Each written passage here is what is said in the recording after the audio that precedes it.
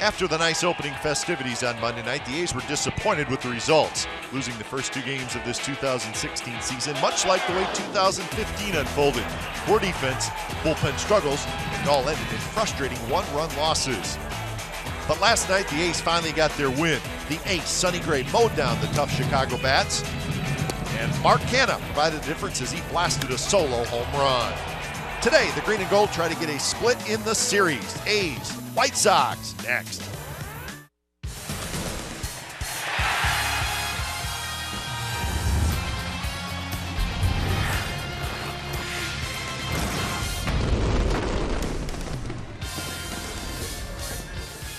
First day game of the season, and what a beautiful day it is here at the Oakland Coliseum. It's the fourth and final game of the series. Pitching matchup, the veteran Matt Latos for the White Sox and Kendall Graveman for the A's. So White Sox A's coming up on Comcast Sportsnet California.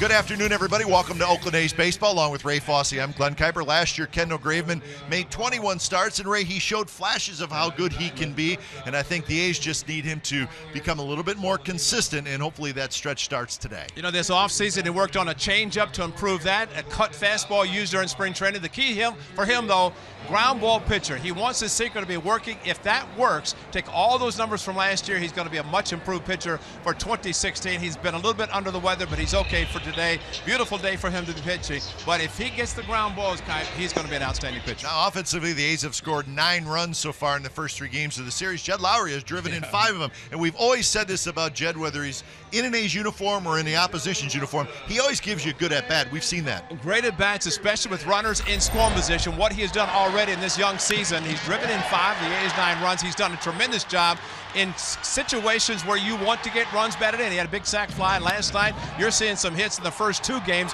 where he came through with the hits to drive in runs. That's the type of hitter he is, whether he's a left-handed hitter, right-handed hitter. He's going to come up with the big hits. And again, we saw them, we have seen them, and hopefully now we're going to see a lot more in the A's uniform. And a half a day off for Jed Lowry today. Absolutely. He will be the designated hitter and bat second in that A's lineup. So Graveman and Latos, a youngster against a veteran. We'll have lineups in first pitch when we return to the Coliseum. It is indeed a gorgeous day for baseball. Stick around. A's White Sox coming up.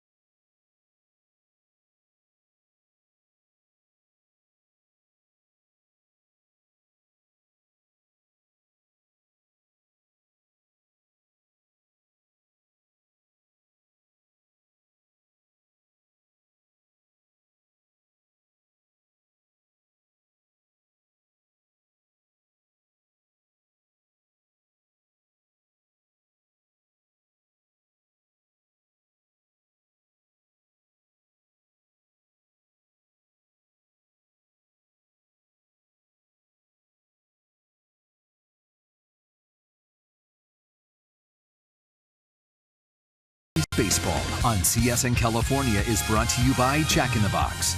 Taste the all-new Double Jack Burger today, only at Jack in the Box.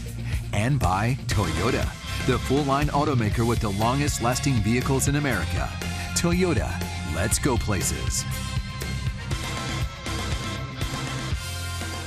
Well, the A's are hoping Stephen Vogt is a good luck charm today. He is in the lineup.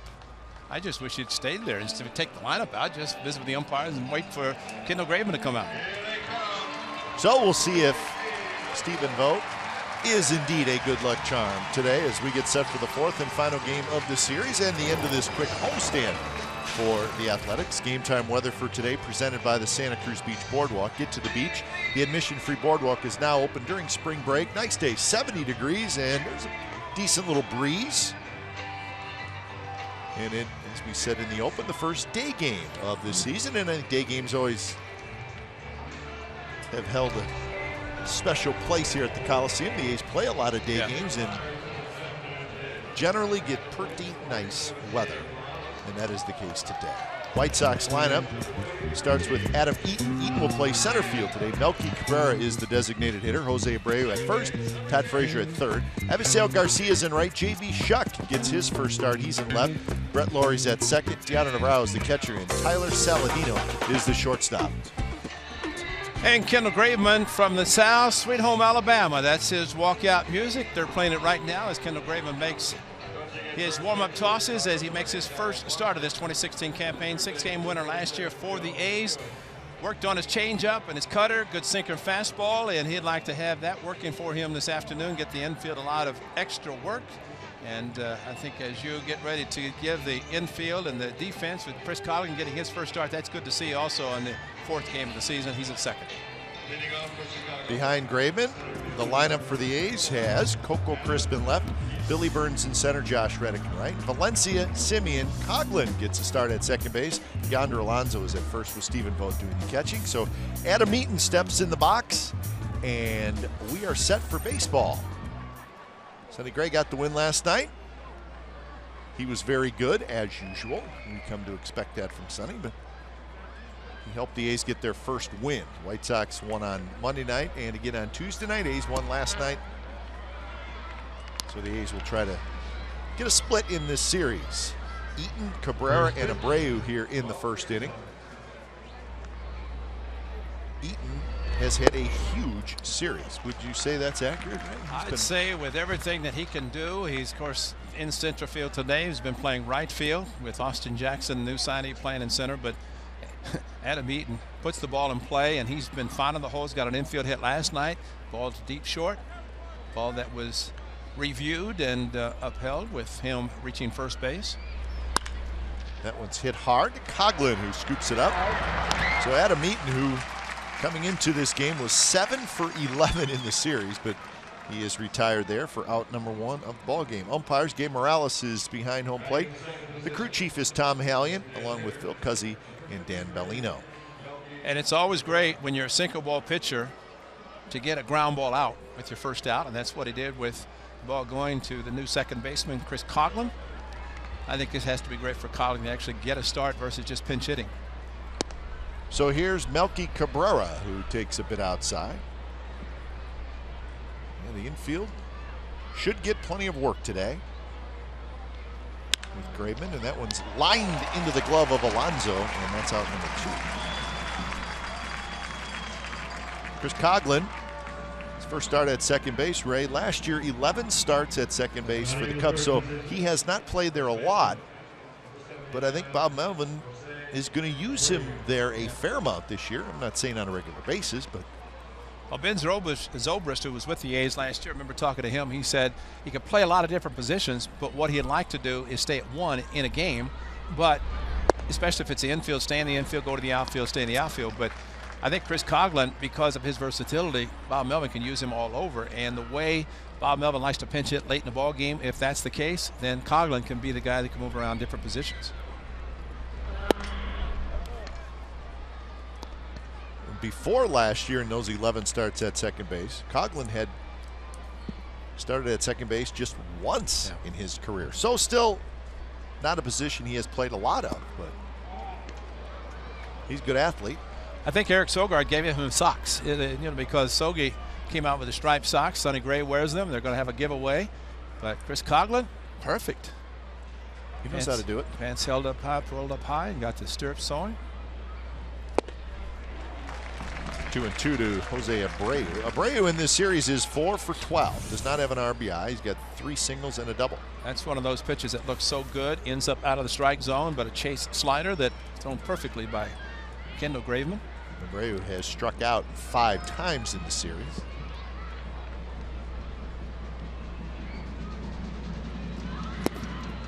But he is indeed one of the most dangerous hitters in the American League.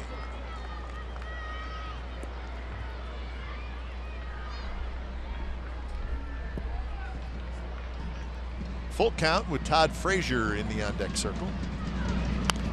Right off the end of the bat, 88 miles an hour. Looks like a cut fastball. Yep. That's decent velocity at 88, 89. You will see Kendall Graveman today use the cut fastball, of course, against the righties, but also backdoor against the lefties. This one, see the rotation, just cutting enough off the end of the bat. So Abreu likes to wait and wait a long time, and that's why he hits so well to the opposite field. Pitch, a breaking ball is bounced foul. Exmo brought to you by Cache Creek Casino Resort.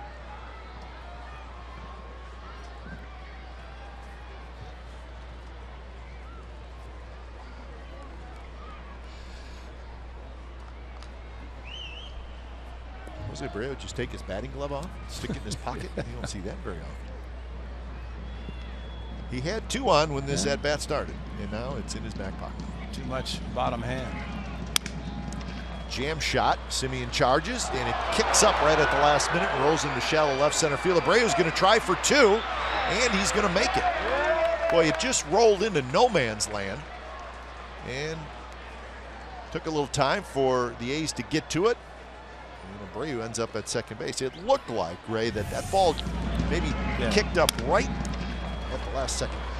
Broke his bat, and then Simeon with the charge. He knew he had to charge to throw him out, and just trickled into the outfield. Give Jose Abreu a lot of credit because he does not run that well, and it did pop up right at the last instant. And right there is when it came up as he went down. He kept his glove down, could not bring it up quickly enough, and just enough deflection off of his glove slowed it down. So here's Frazier, and the pitch is a little bit in. So that's a tough error, and I say that only because there are times when a ball is missed by an infielder, and it's because of a bad hop, and that ball took a bad hop. And I think if Marcus not an excuse. had not had to charge the ball the way he did, stay back, then he could adjust. But once he was charging and the ball took the bad hop, then he could not adjust quickly enough to stop it. Yeah, that's a good call. It's hard to adjust when you're charging, scooping it with one hand.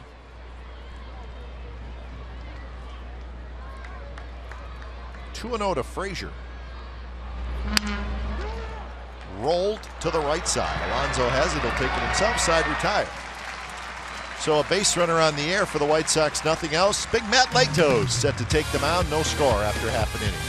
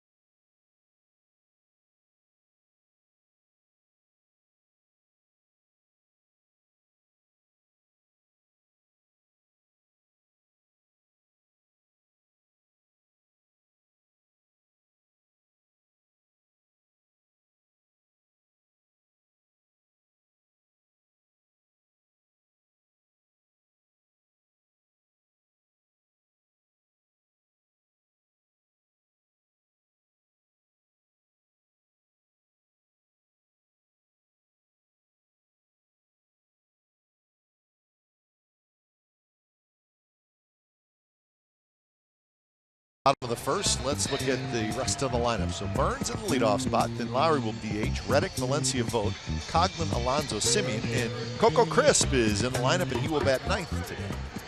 He's a veteran, seems like he's been around forever, but he's only 28. That is the big man, Matt Latos, pitching now for the Chicago White Sox. His first year with this ball club, made the rotation, fifth starter. Matt Latos likes to use the four-seam fastball about 50% of the time, so he will use the fastball even though he has other pitches that he can finish off hitters, especially a split-finger fastball. Shuck, Eaton, and Garcia in the outfield for Chicago. Frazier, Saladino, Lowry, and Abreu. Dion Navarro doing the catching. And I have an idea that before this day is over, maybe Brett Lawrie and Matt Latos can compare arms. Yeah, there's a lot going on there. A lot of artistic work. Yeah. So Robin Ventura, I'd asked him about Brett Lawrie, and he said, I looked at him, I said, I gotta check this out, just see what is all this stuff.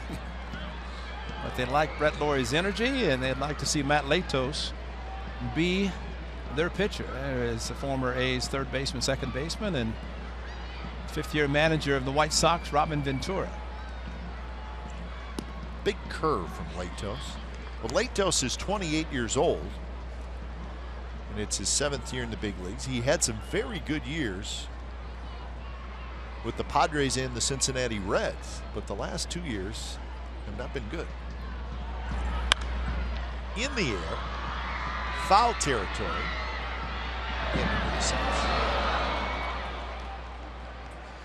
Okay, one of the most important things is for a first baseman, if he can, to take the ball himself. And Alonso has scored a great first baseman. Last night, Sonny Gray very quick to first base. Same for Kendall Graveman. He said, I got it. And what he's doing basically is eliminating the possibility of flipping the ball, having the pitcher have to catch the ball, touch first base. So anytime a first baseman can take the bag himself, do it. And Alonso does it perfectly.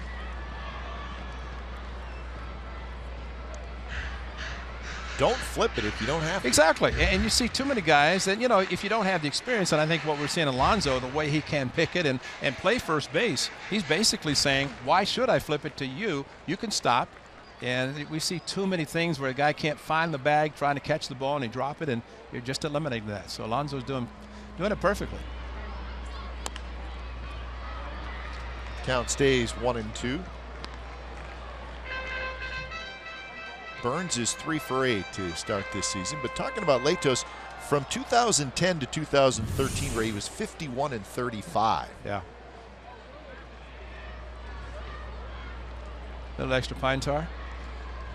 Fighting off some pretty good pitches. Yeah, Latos is one of the guys that just every time he took them out, he did something special. He was good. Yeah, and those years that you're talking about. The last two, 9 and 15, and he's been on the disabled list each year.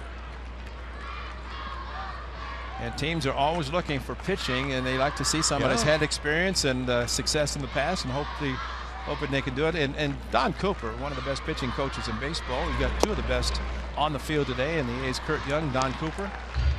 And, you know, Coop can see somebody with another team, and he said, they're going to let him go. We're going to get him. He's going to be good. And, that's right. You know, it works out great. And they're hopeful of that being the case with Matt Latos. Tapped slowly. Saladino has it quickly to first in time. A very close play. Tyler Saladino, the shortstop today. Well, Billy Burns just slaps and runs, and he is down the line quickly. Saladino playing it short this afternoon and had to unload quickly, and boy, that is something. Last night, Jimmy Rollins, who's getting the afternoon off, went up the middle on Billy Burns, and he tried to field and throw at the same time, just could not do it. And that's what speed does. This time, handled very nicely, though, by Saladino. One away for Lowry, the DH today. Finishing up on Latos, the White Sox signed him on the 9th of February. Well, that's about a week before spring training. A 1-year, $3 million deal with the hopes that he can turn it around. Guy who's had success and is still just 28 years old. Not a bad guy to take a chance on. Yeah. So Lowry is retired. He's also the only right-hander in the White Sox rotation. We've seen 3 lefties, and John Danks is the other starter, he'll pitch tomorrow. Well, another right-hander, and the name Carson Fulmer has come up. And he was just drafted last year, and I just looking him up because talk to everybody on the White Sox, they say he's going to be here. And just drafted last year, similar to Matt Chapman of the Athletics. But he was the #1 pick, right? #1 pick, yes.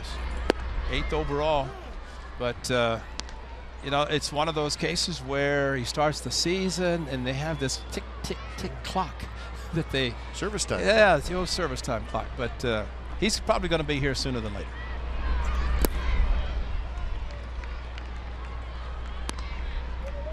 But in the meantime, right now, as you said, 4 lefties.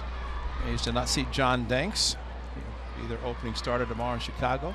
White Sox also recently signed Miguel Gonzalez. Remember the right-handed starter for the Baltimore Orioles who had some decent years for the Orioles and was let go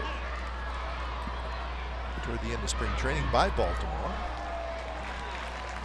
And there were some teams that were interested in Miguel Gonzalez, and he signed with the White Sox. So at some point he may come into the picture, but he had some good years with Baltimore. Well, and that's probably the type of pitcher that Don Cooper said. That's right. Get it, because you know, as long as Cooper's been around, I'm sure the White Sox front office go to him and say, what do you think? And he's seen him enough with the Orioles to say, yeah, we can make something out of it. Reddick goes the other way. Throw is wide and Reddick safe. It's Todd Frazier with the shift on. Frazier playing at the shortstop spot. He backhanded it, but I would not say it was a terribly difficult play, but Reddick runs pretty well. Except that he's playing a shortstop position instead of third, and you know, everything is different a little bit when it comes to that. But he had the backhand, and the fact that he had to hurry because Reddick does run well. He had to hurry his throw and airborne it a little bit, and airmailed it to the point that Abreu tried to catch and tag but lost the ball. But, you know, we've talked so often last year how few times Reddick has been striking out. There's a perfect example. You have the shift, and he makes contact, put the ball in play, good things can happen. Cleanup hitter Valencia steps in. Strike down around the knees. Valencia 1 for 10 with an RBI in the season.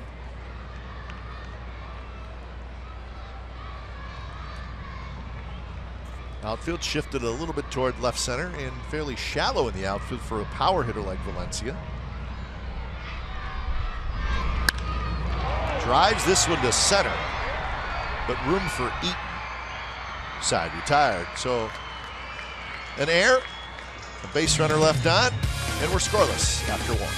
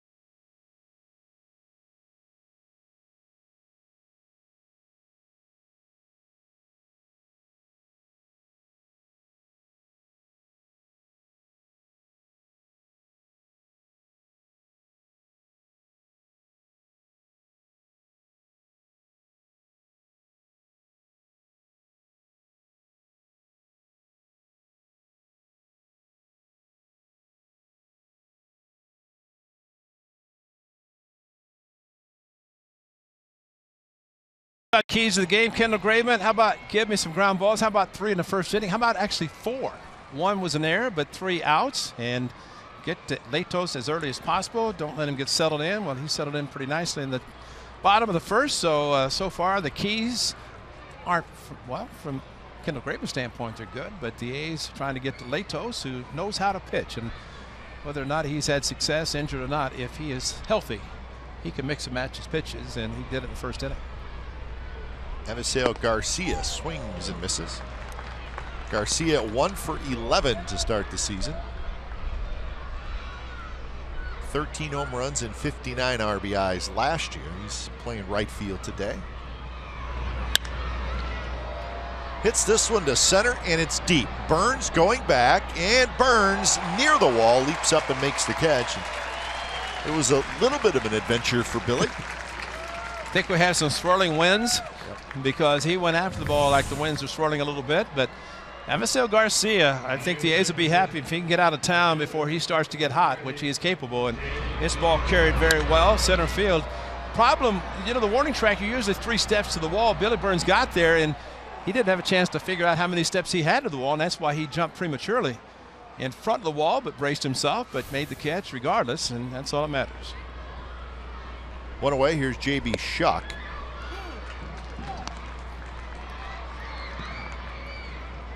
Shuck getting the start in left field. Austin Jackson and Jimmy Rollins, a couple of their regulars not in the starting lineup. Alex Avila not in there, but Avila and Navarro probably split time about right down the middle. Exactly.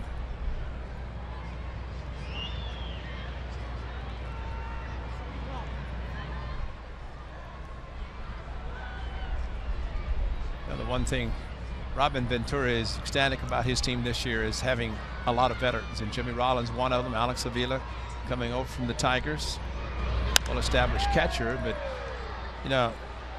it's the old thing about Jimmy Rollins speaks.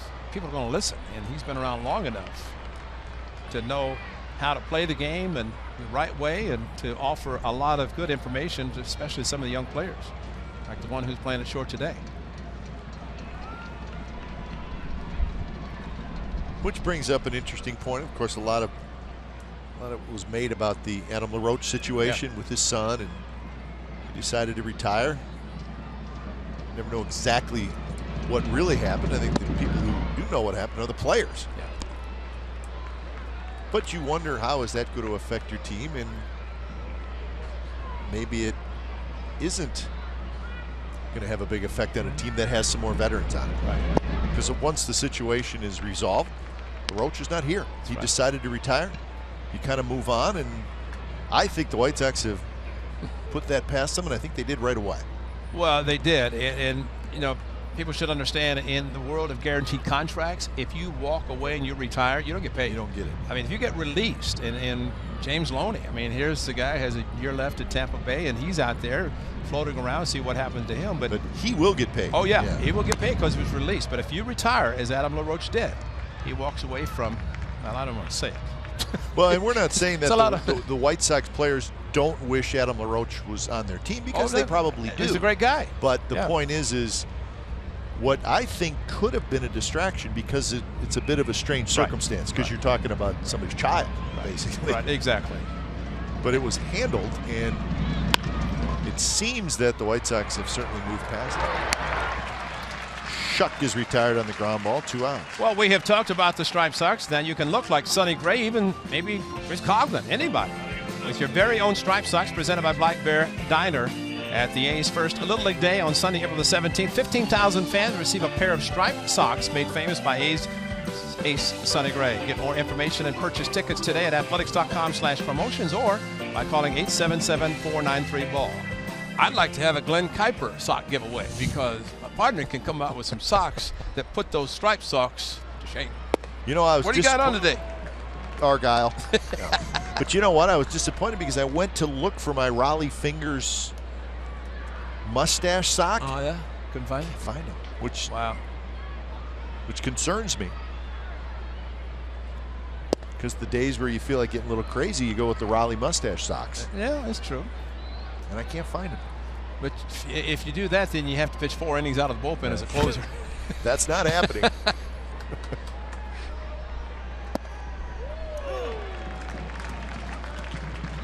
Kendall Graveman looked sharp early on. Graveman's last start exhibition-wise was over in San Francisco on the 1st of April. He pitched 5 innings. He was the start before that, though, in Arizona on the 27th of April, where kind of happened at the exact time you wanted it to happen. His last start in Arizona, he kind of put it all together, and he was terrific. And if you're the manager, the pitching coach, that's when you want to see a guy pitch well. His last start in Arizona. Absolutely. They pitched a game at the Bay Bridge Series, San Francisco. Check swing, and he went. So that's a strikeout, and that's the first strikeout for Kendall Graveman, as he has a 3-up, 3-down inning. Bottom of the second coming up. Stephen Vogt to lead it off. No score.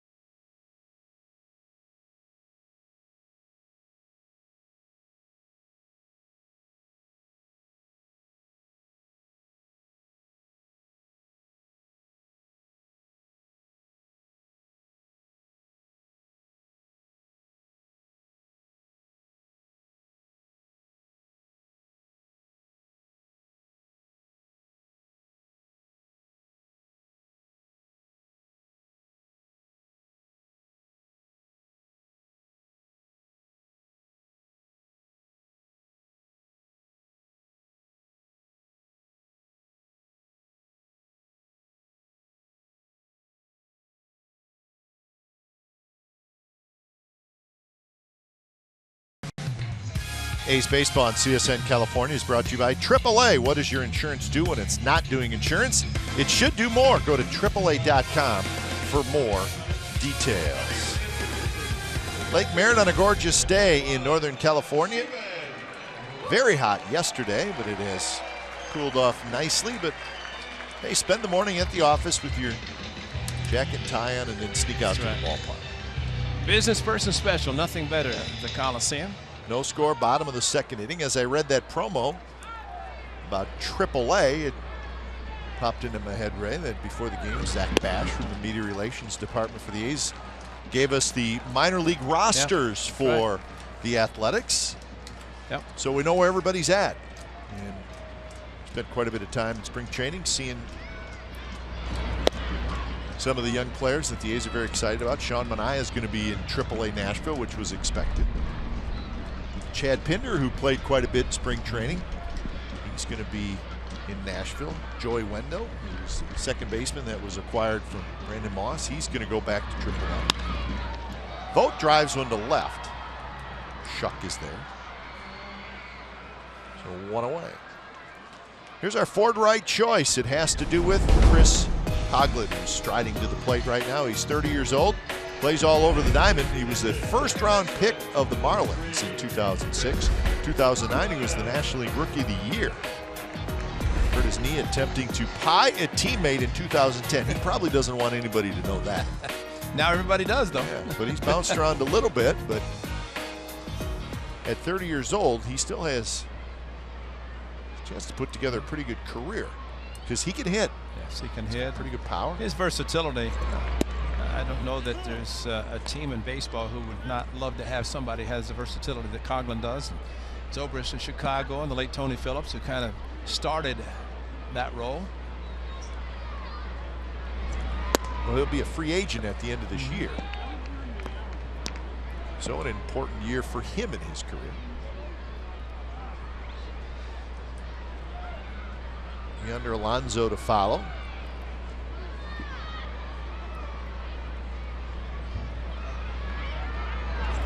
Getting back to those minor league rosters, Matt Olson, the big power hitting first baseman, is going to start in AAA. And two guys that we all spent a lot of time talking about, Franklin Barreto and Matt Chapman, are both starting at AA Midland, where that's kind of where everybody thought they would start.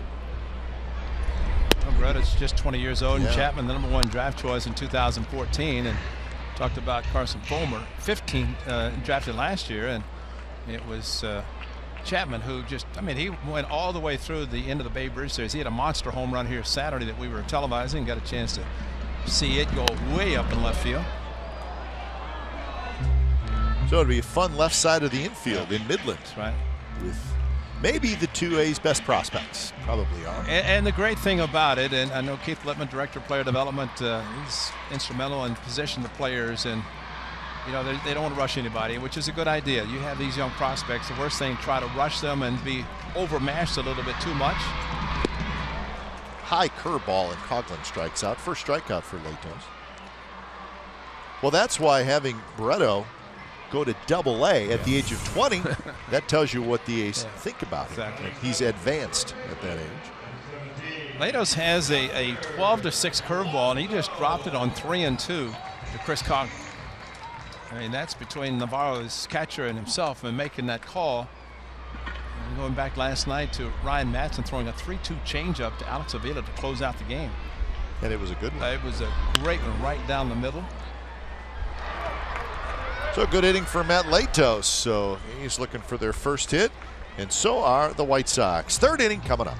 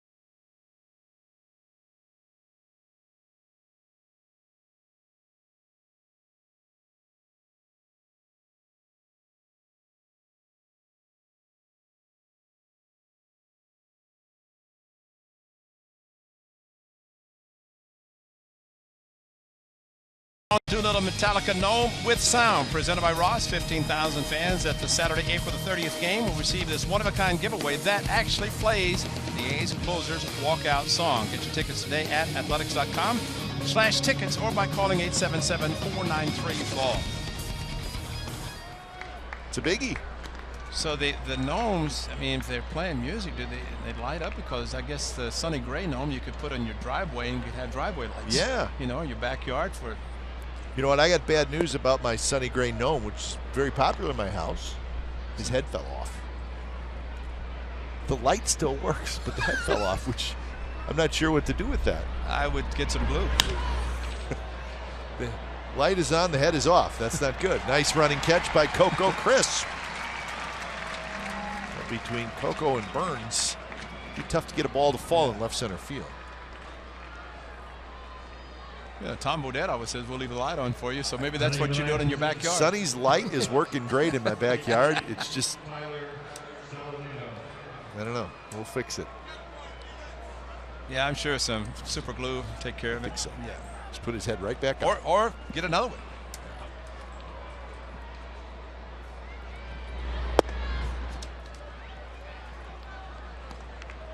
Well, speaking of Sonny Gray, pitched a great game last night, his first of the season, 7 solid innings, 1 run, 3 hits, the 13 ground ball outs we mentioned. Kendall Graveman follows him with his sinker ball, but he also did something Kendall Graveman did. He got married on Sonny Gray's birthday, November the 7th, this past winter. And so Sonny, born on November 7th, Kendall Graveman said he and Victoria got married, and he said, I'll never forget it because I always remember Sonny's birthday. I said, I think you better remember it for something other than that. Be careful. Be careful. So base hit by Tyler Saladino. Last night, Sonny, of course, food poisoning. Not pitch on Monday nor Tuesday, pitched last night, and he had everything working. He actually got better as the game progressed. Josh Beckley caught him, did a great job blocking all those hard sinkers and curveballs in the dirt, but Sonny was great. The ground balls and infield played spectacularly behind him. See, he's trying to manage now. He's sitting next to the skipper. Everybody wants to manage.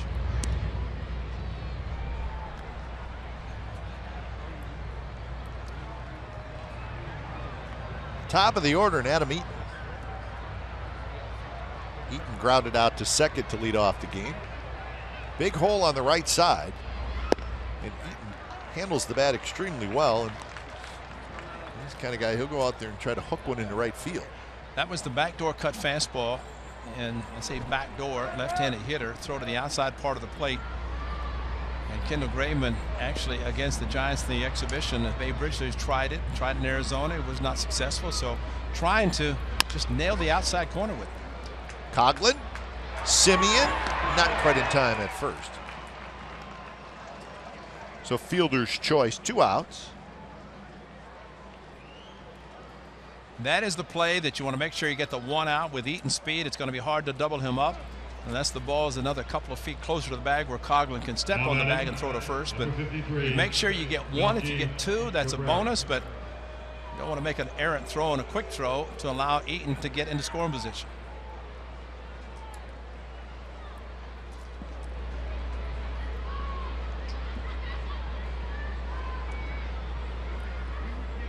First pitch to Melky Cabrera, drops in on the outside corner for a strike. Cabrera hit a line drive to Alonso at first. His first at that.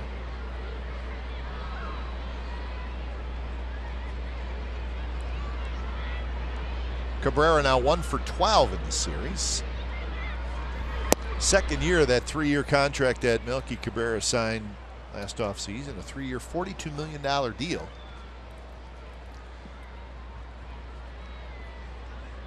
He was a fairly highly sought after free agent after couple good years with the Blue Jays. We saw him with Toronto, but evidently had a back issue that prohibited him from moving around in the outfield very well, but got well and signed the big contract with the White Sox. Stephen Vogt looking in the dugout, and they'd be surprised with 2 outs that Adam Eaton with his speed wouldn't take off and try to get in the scoring position. And I say that because Melky Cabrera finds a way to put the bat on the ball. I mean, he's a hard hitter to strike out. As witnessed last night, he just kept fouling off pitches before singling. Well, there has not been a stolen base in this series by either team.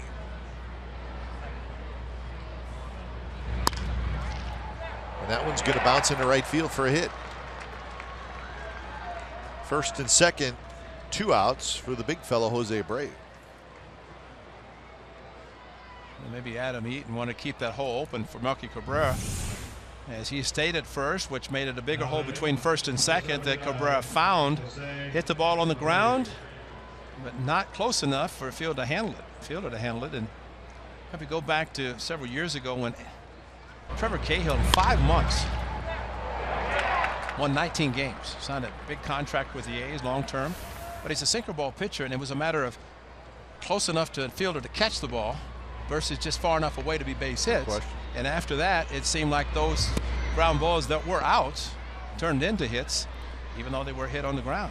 So that's the good news, bad news about a ground ball pitcher. You get to hit the ball on the ground, you hope it's close enough to be handled by one of your infielders. And you will have games where your stuff is great, but the ball just eludes the infielders.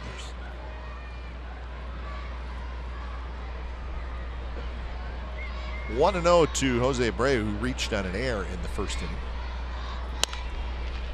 A pitch to hit there, out in front.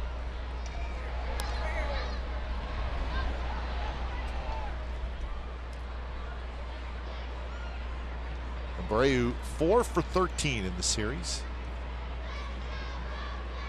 Still looking for his first RBI of the season after knocking in over 100 his first 2 seasons.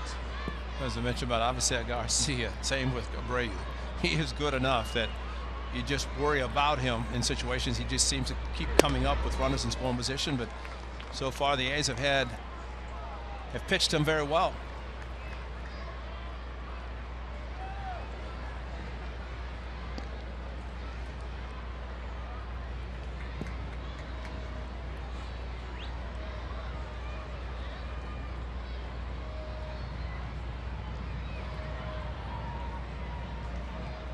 Eaton's very fast. Cabrera maybe slightly above average speed-wise.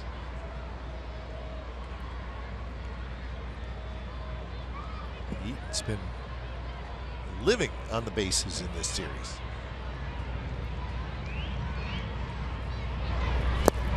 Good pitch there, and it's 2-2. Pitch selection for Kendall Graveman. Now, this is last year. So look at the fastball and look at the cutter rate. So 25% of the time he threw that cut fastball last year. Do you see that number going up this year? Yeah, and actually 80% between a 2- and 4-seam fastball and a cut fastball, he can live with that. And that's why he finally shook and got the cut fastball to throw to Abreu on 2-1, and he swung and missed. But no, I agree, because he's using it back door. He can use it front door to the right-handers. Broken bat. Simeon, the first side, retired. Couple of White Sox stranded. They get a couple of hits. Bottom of the third coming up. It'll be Simeon, Crisp, and Burns. No score.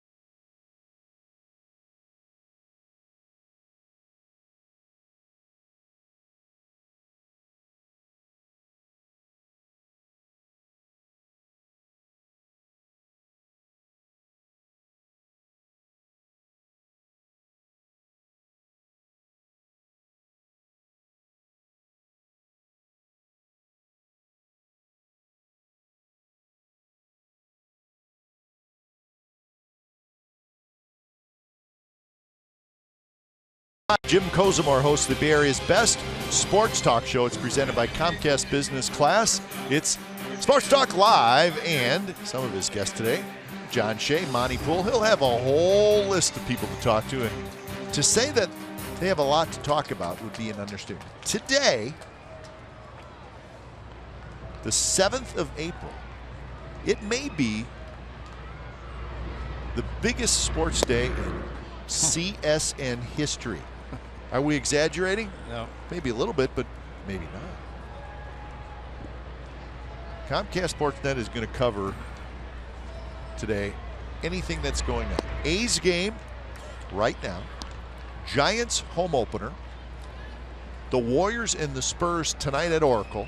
The Sharks and the Winnipeg Jets tonight at the Shark Tank. And don't forget about the Sacramento Kings. They are home against Portland. All tonight, all at home. Played by Frazier, and all will be on CSN. How about that? That's an awesome day of sports. I'm glad this is a day game. Yeah, we don't want to get squeezed out. Yeah. So a busy, busy day in Bay Area sports, and it's a good day. And that makes it nice for fans who love all sports because you're dealing with 3 different sports with the teams that you just mentioned. And the time of the year for the NBA and the NHL where you're getting the postseason time and you see guys growing these crazy beards. For Joe, you going to grow yours for hockey playoffs? Yeah, the NHL hockey beard. Yeah. Big game tonight right next door. The Warriors and the Spurs. How many games total wins between the two? I mean, on one floor? They are clearly the 2 best teams in the NBA. The Warriors have 4 games left. They have to win all 4 to set the record for most wins in the regular season. So they will play the Spurs twice.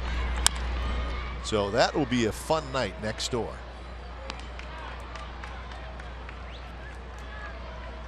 Was it Jerry Reinsdorf, the chairman, of course, owning the White Sox and the Bulls? Was he voted into a Hall of Fame? Probably basketball. Somebody's Hall of Fame. Yeah, NBA basketball. Hall of Is Fame. that right, Mike? Thank you.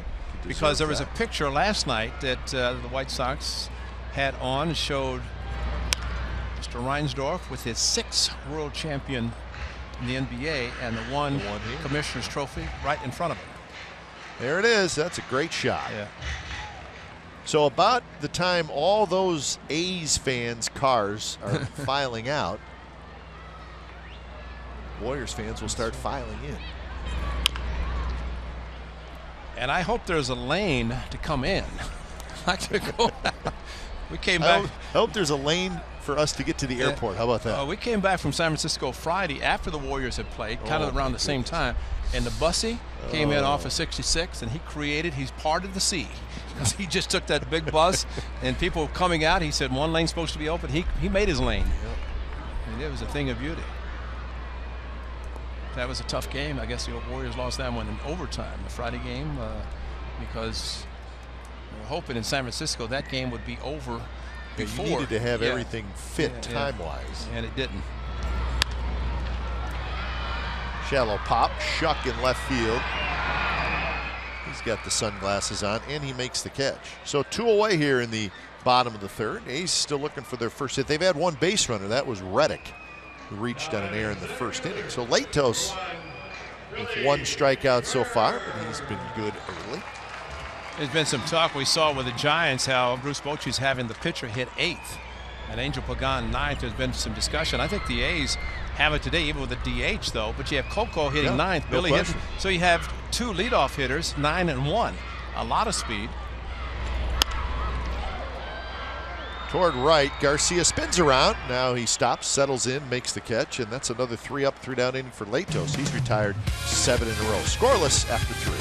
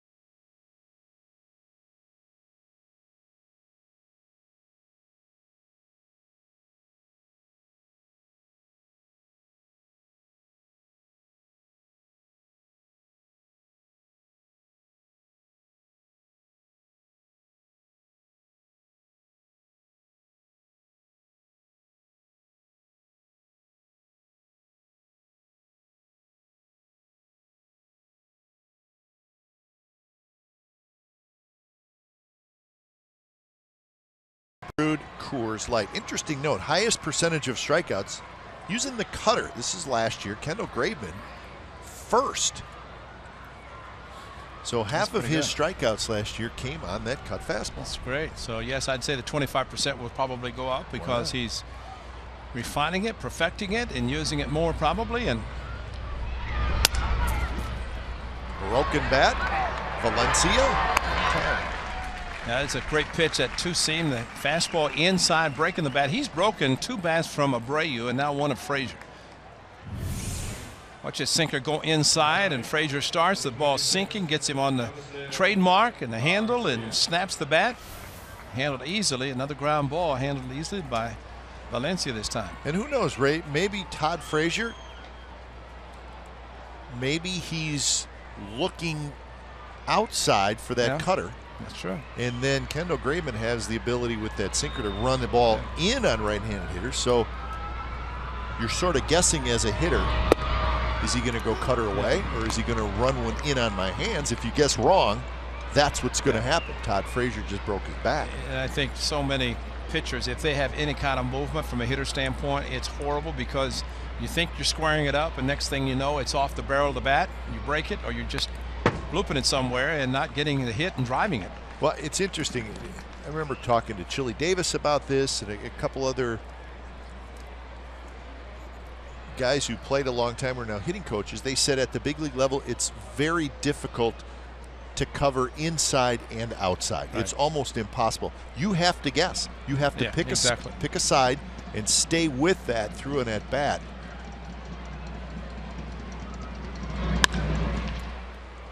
Valencia kicks up into the air, and Garcia's going to be aboard. A hard hit ball, but a play that probably should have been made by Valencia. Well, you expect to get ground balls if Kendall Graveman's pitching, and kind of backed up a little bit and taking it to the side right there, backed up and figured it could handle it, and the ball hit him in the heel of the glove, and that's not good when that happens, and then could not recover, even though Garcia does not run that fast. So a 1-out base runner, and here's J.B. Shuck. Keep an eye on that big hole on the right side again.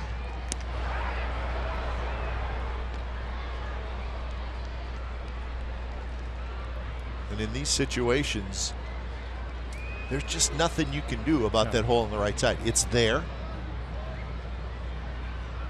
Second baseman has to be closer to second base. First baseman has to hold the runner on. And that's the difference in the number of outs. 1 out, so I mean double play in order, so you have to get close. And good left-handed hitters see that hole and they open up their front side and top hand the ball. And something you don't want to do from the right side, roll over on a pitch to the left side of ground ball, but left-handed, you take it. It is an error on Valencia, so 2 errors today by the Athletics. They've made 4 now on the season. 2 on Monday and 2 today. So, I mean, that's a very good baseball defensive-wise on Tuesday and Wednesday last night. But again, the A's have a number of starting pitchers in general who are ground ball pitchers. And you just want to get to the point that you're able to handle those. And once that happens, it's going to be a thing of beauty.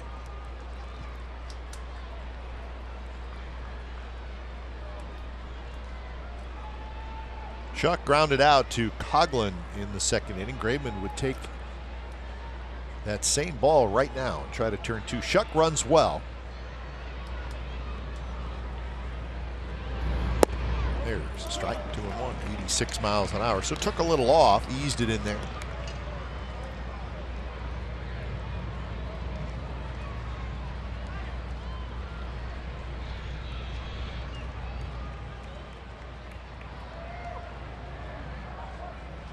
Pitch number 55 coming up for Kendall Graveman, but first a quick throw at first.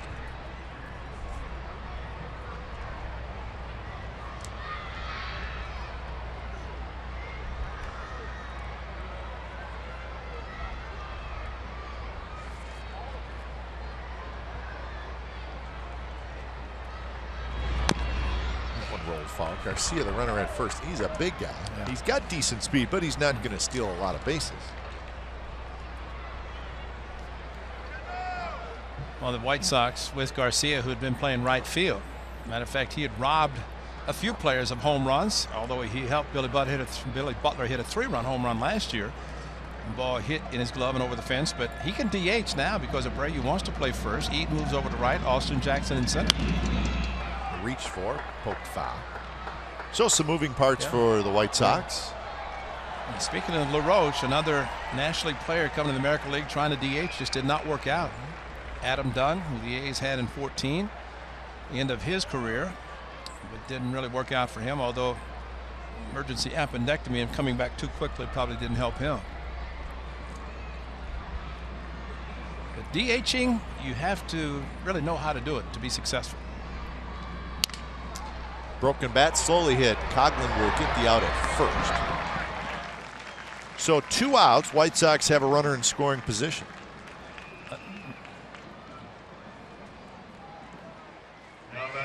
And that'll bring up Brett Lawrie. See if Brett Laurie's changed at all from last year. No, he hasn't. He's fun.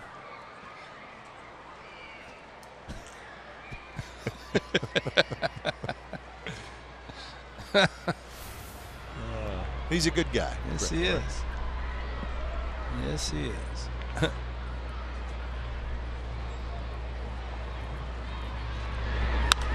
And this one's popped up. Valencia will come over, and it will be onto the roof. That's right. You cannot give up on those because the right-hander on the left side, those balls will come back. And he stopped a little bit, and then realized and hit the top of the dugout.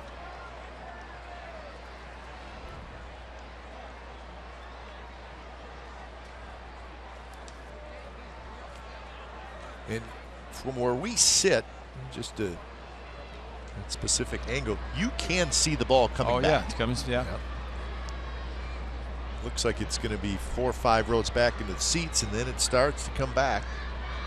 And that time it bounced right on top of the A's dugout. Good pitch there. Quick 0-2. That's why pitchers love the Coliseum, because of the foul territory. And there's the only stadium where there's 2 sports played here, and that's why the foul territory. Football and baseball, something Clay Wood does not want to hear about until August. So sorry, Clay. But the Clay's field in a good mood right now. Yeah, the field looks great. It always does this time of the year in 4 months, but the foul territory, boy, pitchers just absolutely love it.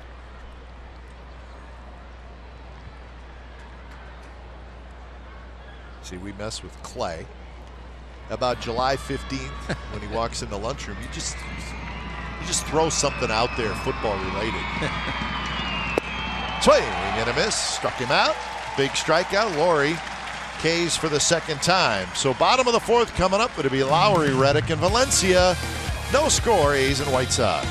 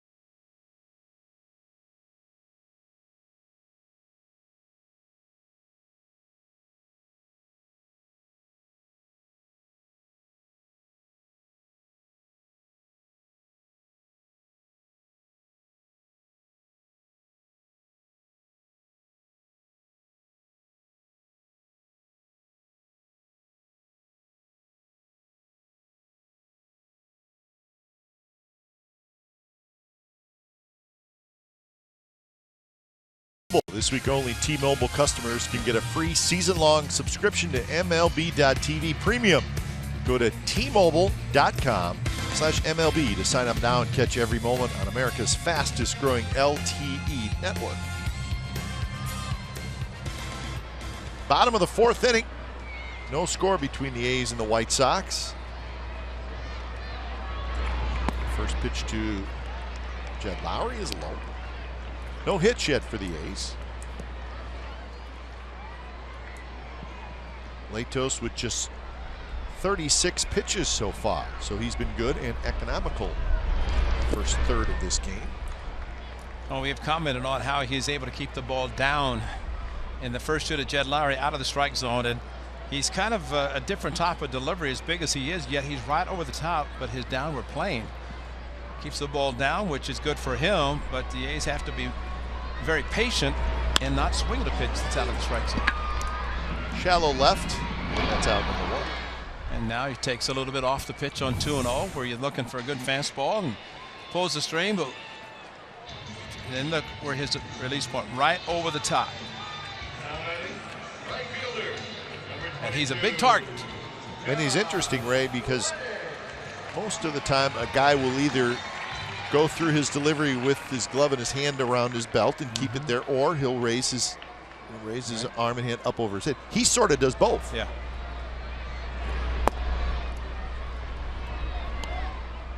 I mean, if you watch him, he kind of brings it down and then brings it back up. Down and then up. A lot of moving parts, but he has perfected it, been around long enough to know what he has to do and can do.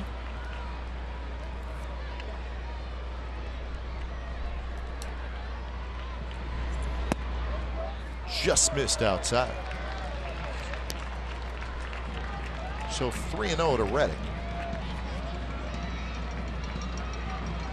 See if he has the green light. Last night Danny Valencia did on a 3-0 fastball from Carlos Rodon. I think Josh wants to get in the count where he can shoot a ball to left field.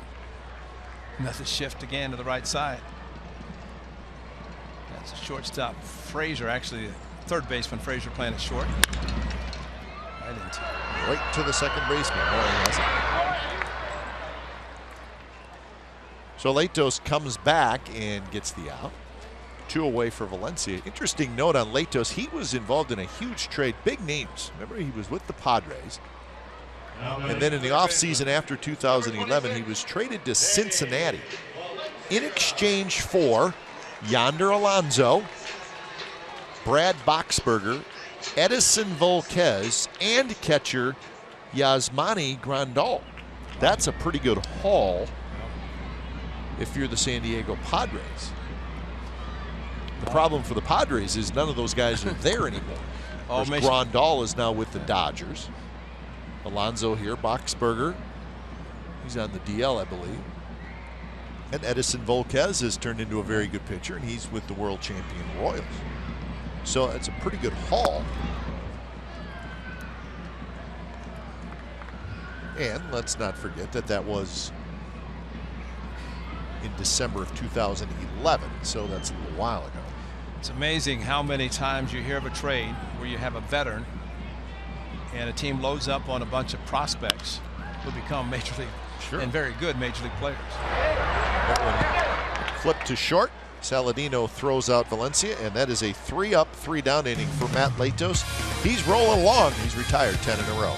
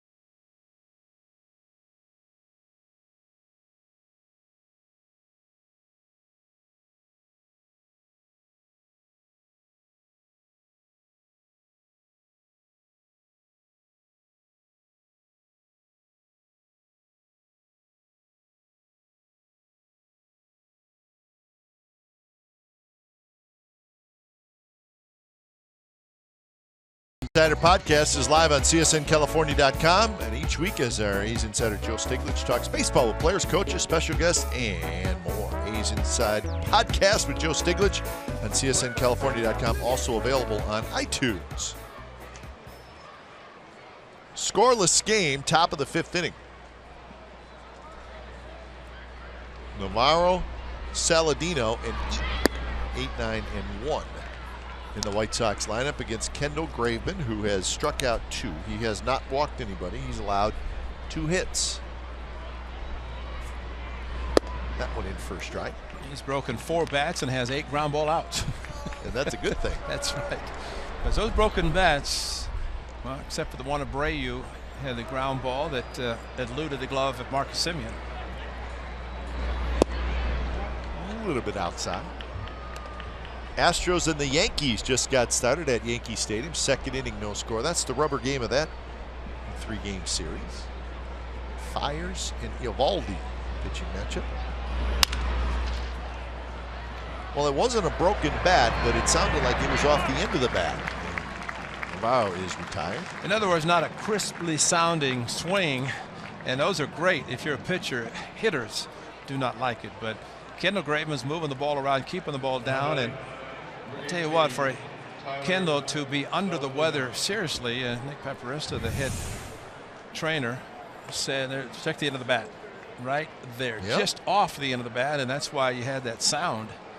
But it's kind of like a 24-hour bug, and Kendall Graveman walking around, and Sonny, of course, more of a food poisoning, but he has recovered nicely. Beautiful day, so it's not overly hot. Kind of a coolish afternoon in a sense for a pitcher. It's perfect. Tyler Saladino single with 1 out in the 3rd inning. 83 degrees at first pitch last night. Awesome. 83 degrees. Unbelievable.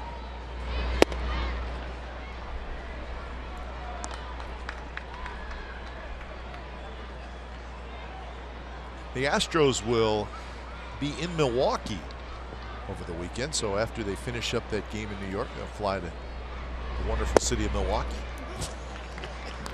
So they get a interleague matchup early on. Dave Fleming was in for the network last night. Of course, the Giants had opened in Milwaukee. He says, you know, it's nice to have a roof. Ooh, boy, they needed it. Yeah.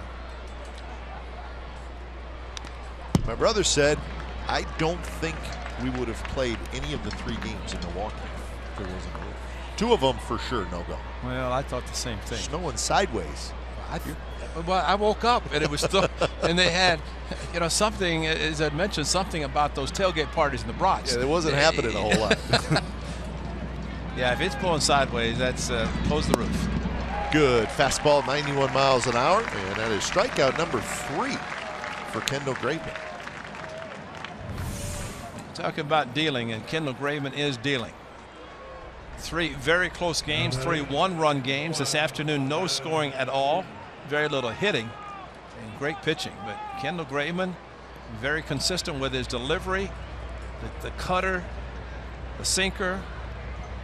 Really, he can throw the 2 and 4 seam and a cutter and be fine at this level.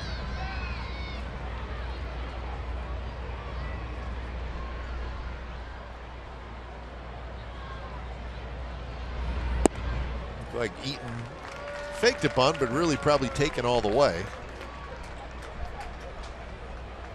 He has grounded out, reached on a fielder's choice.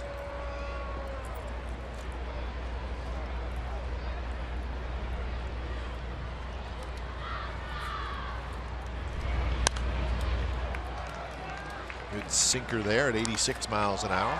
Well, Kendall Graveman shook to the curveball, a rare curveball thrown first pitch to Eaton, who faked the bunt and then back. So if nothing else, it's a matter of saying, I've got another pitch too. And how about a nice catch? That's a nice play.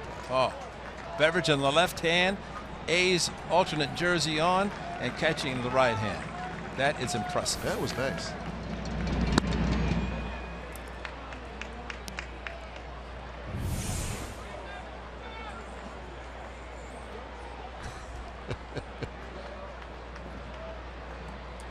Little girl said, what about me? She's hacked off. Slap down the left field line toward the bullpen. Nice play. Scotty. God, he's up for it. He's looking forward to 3 days off after really grinding it out for 4 games. Yeah, he's worked hard. Yeah. But I think his off-season workout program has helped his strength. But I asked him about that. He said it was more beverages than actually working out. Liquid workout? That increased his size. Swing and a miss, and a good inning for Kendall Graveman. Strikes out a pair. He's got 4 in the game. Bottom of the 5th, pitcher's duel at the Coliseum. No score.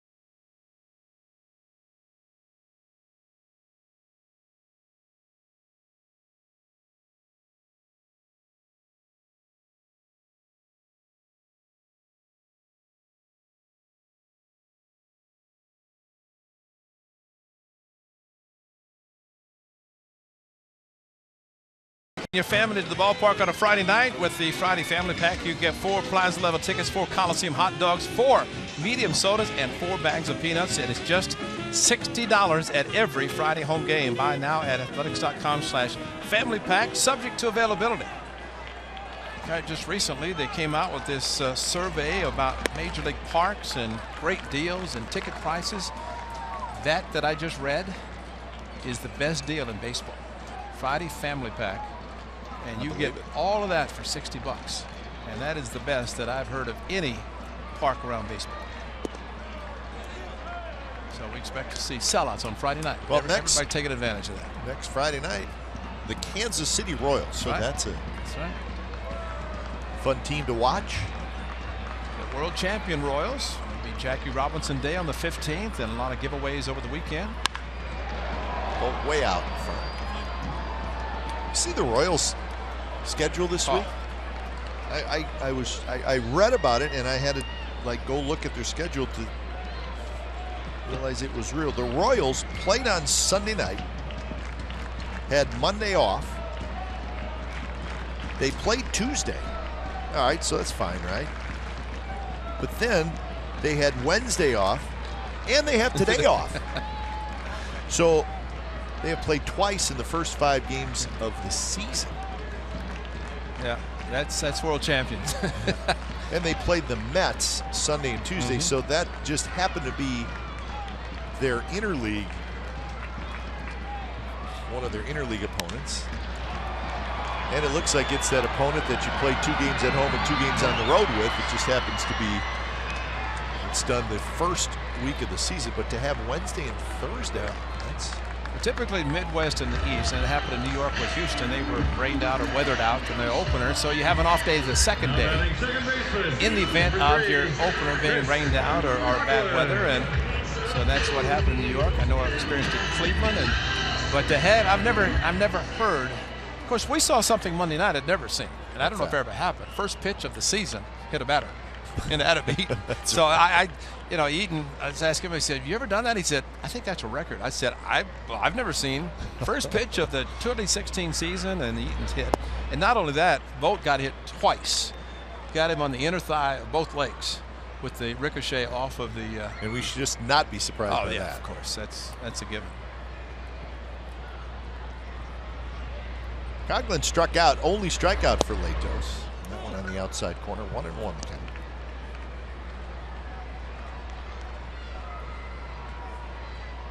The Rangers and the Angels will start a 4-game series tonight down in Anaheim.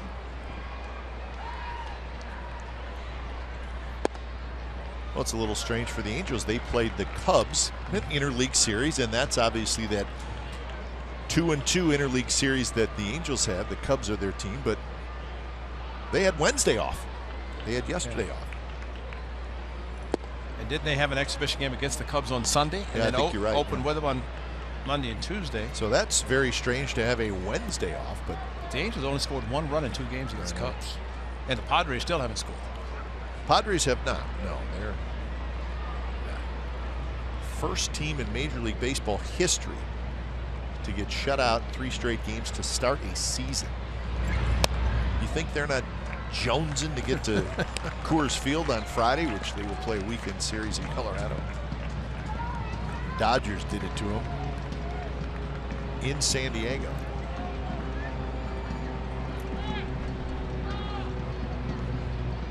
The 3-2 pitch is rolled, just foul. Thing about Matt Latos, and we saw with a 3-2 curveball to Coughlin his first at bat. Now he's facing him again, another 3-2 count. I think a lot of times you can say as a hitter, I'm going to get a fastball, but Latos is not going to give you a fastball. If he does, he's going to throw a batting practice fastball, throw something a little bit off speed instead of allowing the hitter to look for the heater. And a breaking ball, and it's lofted down the left field line. Foul territory, and Shuck missed it. And he had to lose it in the sun because it looked like he flinched right at the last second. And you watch him, he didn't see it initially off the bat because he was slow to go get the ball, almost as if he thought the ball was in the seats.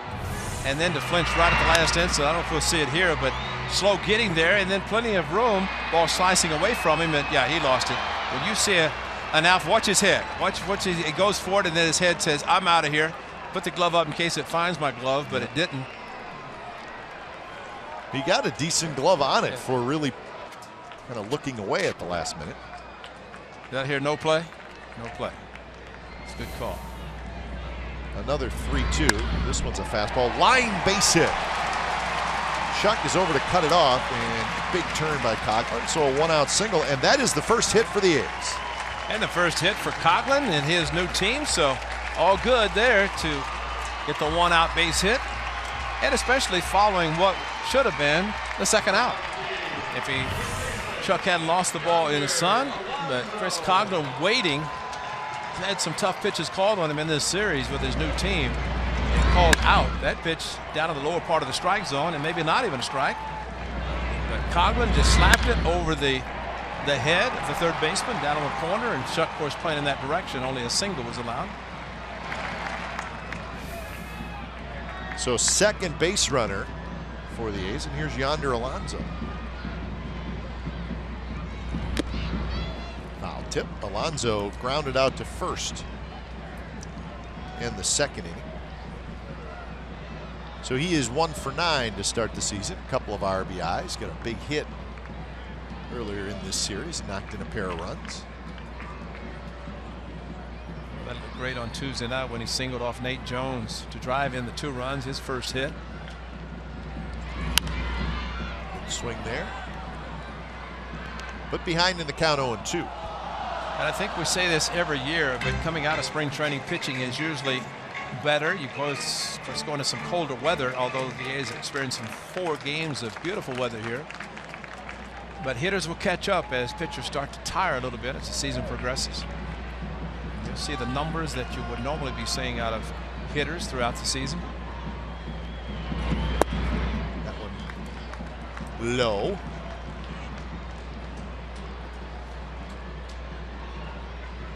Marcana started last night in right field.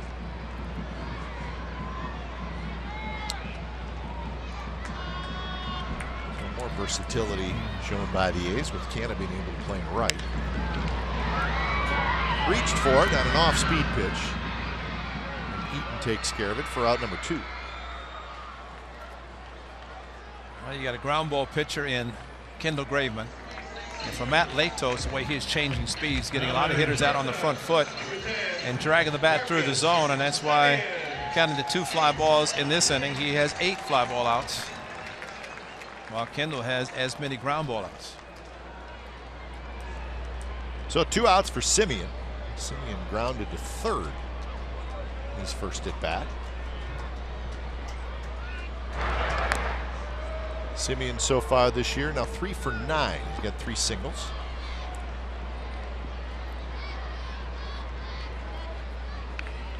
Coco would be next if Marcus can get aboard.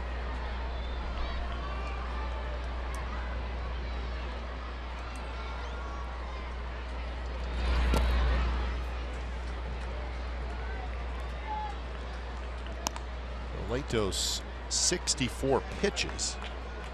So his pitch count is in decent shape for his first start of the year.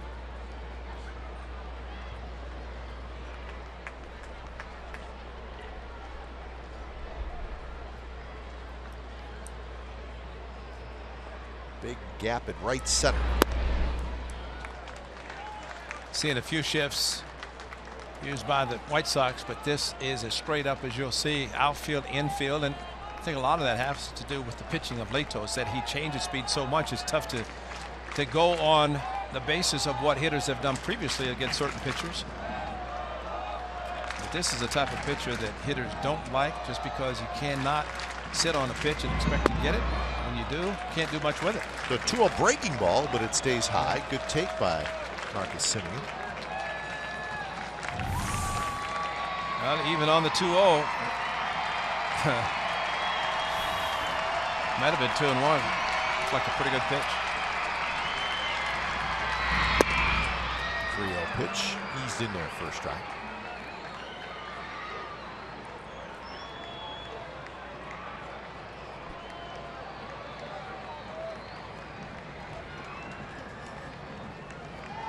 So 3-1. Coughlin,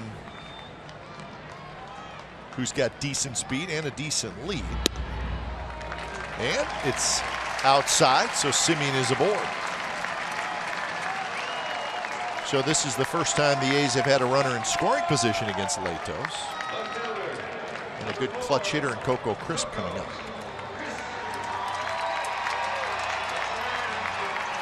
And Latos goes for a little walk behind the mound. Don Cooper has to be very pleased with his starters, because Sale walked 1, Quintana walked 0. Rodon last night walked 1. That's the first walk for Latos. So the starters not given the free passes.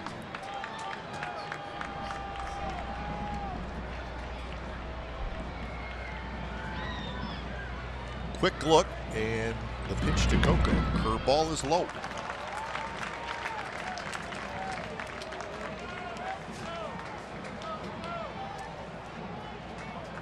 Well, remember in the pregame portion of our show, when we talked to the guys back in the studio, we talked about how sometimes defense is overlooked and how much it plays into the outcome of a game.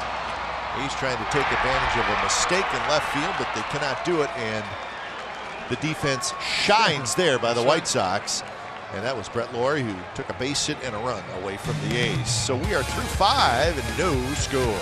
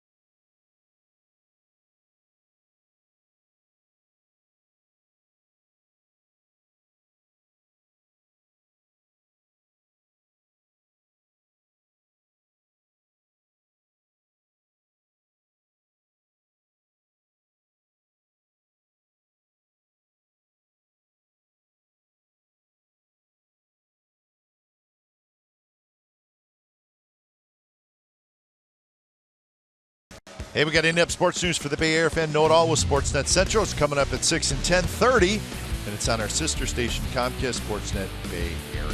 So it is indeed a wild sports day in the Bay Area, and the guys from Sportsnet Central will have it all covered. Lots of highlights from this game. 6 and 10:30. Cabrera, Abreu, and Frazier here in the top of the 6th. No score between the White Sox and the A's. Kendall Graveman and Matt Latos hooked up in a good one.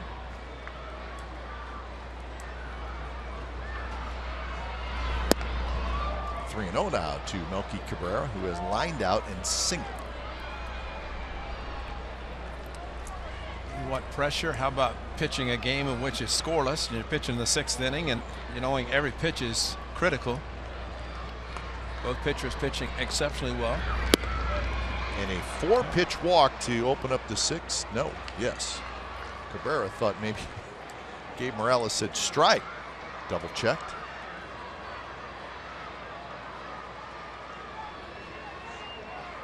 So here's Jose Abreu. Both guys have been very good today. That was just the first walk issued by Graveman. So 5 innings for Latos, 5+ for Graveman. And bullpen activity for the A's just beginning. You know, Kendall pushed the 3-0 fastball. That back up on top with that one, which is very good. But a couple of pitches kept running away from Cabrera, but then the last one pushed it, got under it a little bit too much, and it's ball 4.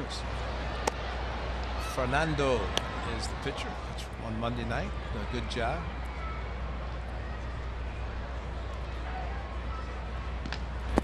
And it's low again, 1-1. Abreu has reached on an air and grounded to short.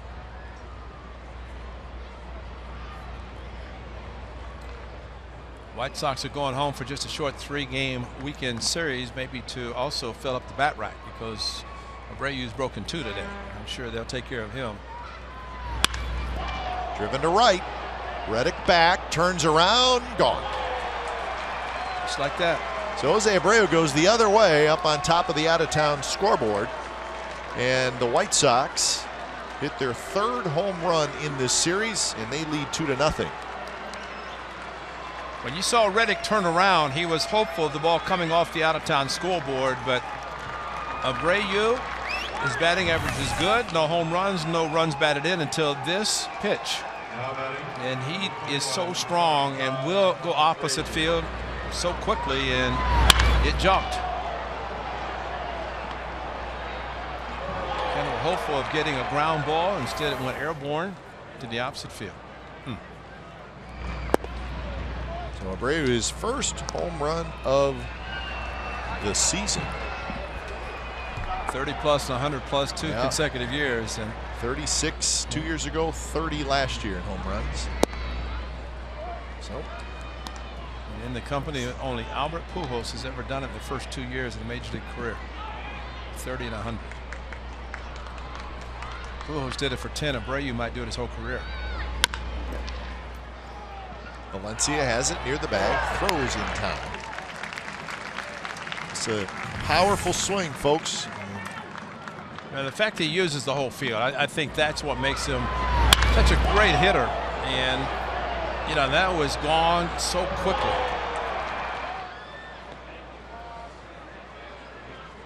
Bob Melvin's coming out, and he's going to make a change. So 5 1/3 innings for Graveman. He was good until Abreu got him for the 2-run homer. Rodriguez coming in when it's time for change. Think Speedy Oil Change and Tune-Up. It's your oil change, tune-up, and smog experts.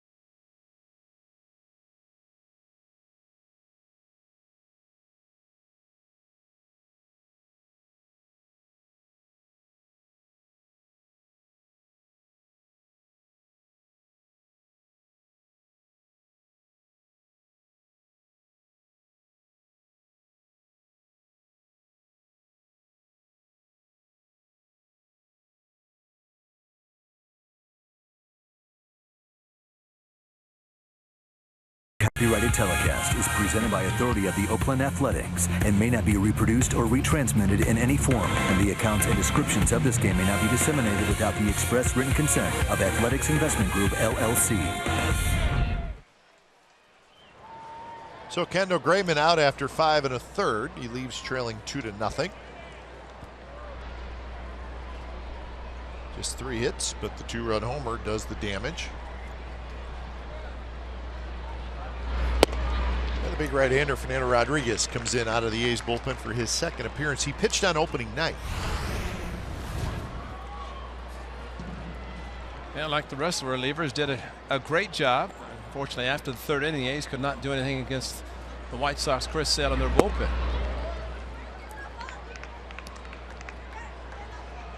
The bullpen's been good in this series for the A's. Just 1 run allowed in 12 1/3 innings. So good start for the area that the A's really made the most changes in.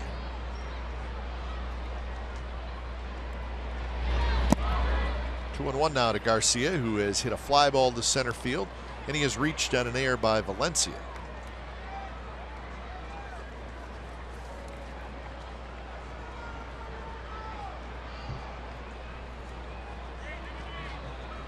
Talked in the break, Ray. Let's not forget Graveman's been a little under the weather, and he finishes with 84 pitches.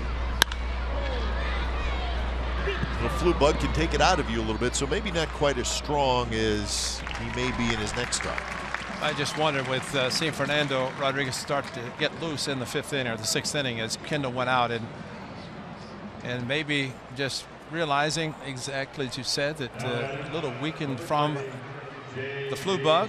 84 pitches, great. He just the one he threw to Abreu straightened out, didn't have a sink on it, so he broke 2 of his bats to get ground balls to shortstop, and then a fastball straight, and big man hit it to right field. Here's Schuck.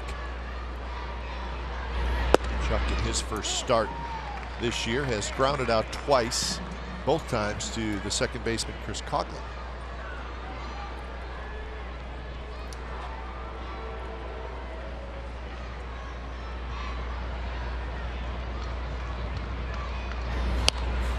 Got jammed there, chased a fastball that was right in under the hands, which is always a tough pitch to get to.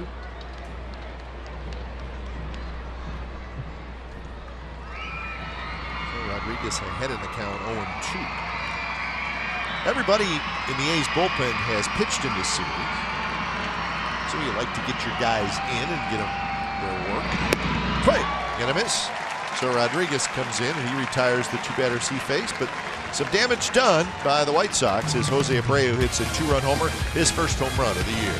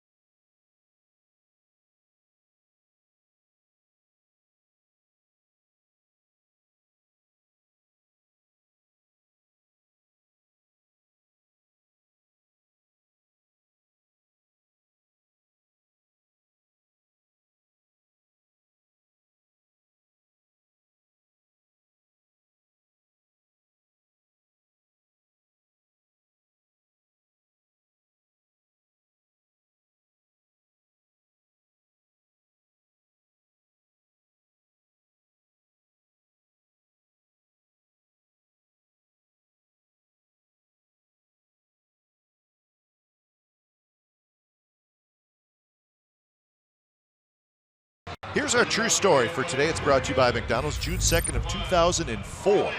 Mark Kotsay, a walk-off home run versus these White Sox. It was Kotsay's first home run as a member of the Athletics. And the A's won that game by a final score of 3-2. A memorable moment for Mark Kotsay, his first year with the Athletics, 2004. And his first year as a bench coach for the A's this year. And just think, he was a hitting coach for the Padres last year. Yeah, he's glad he's not there. Yeah, I'd say he's happy to be right back here in the green and gold. And we're happy to have him, because he's a good hard worker, and want some of the real good guys and good baseball people to stay in the game, and he's one of them. Burns, Lowry, Reddick, so it's the top of the order for the A's against Latos. Corner infielders in with Burns at the plate. Then Kerr off the glove of Latos, and what a play by Lowry, and they got him. Make that Laurie, excuse me, but a heck of a play, and a pretty nice play by the first baseman as well. Laurie, he had to change directions after the ball hit the glove of Latos. That's a heck of a play. Well, a great play, and he made a great play on Coglin's ball to dive and prevent a run from scoring. And he does this on Billy Burns, and barehands it and loses his balance and gets the job done. And that's some energy, folks, and he is playing extremely well against his former team.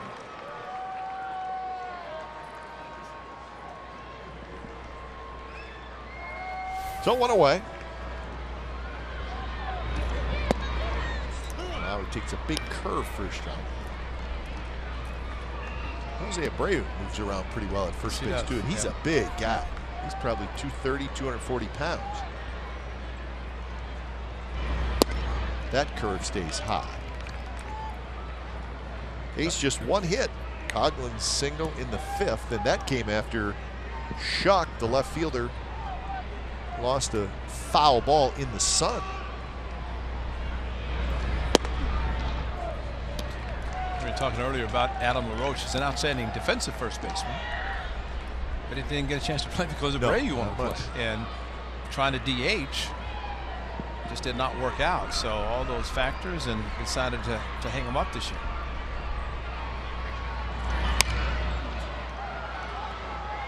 Headed to the seats. That's the lefty Zach Duke. Get it loose. Latos had 76 pitches, so the pitch count is not real high. Don Cooper said that the plus for the White Sox on Monday night was the fact that Chris Sale was able to go 7 innings, and we talked about that, and how some of the first pitch outs that helped him stay in the game.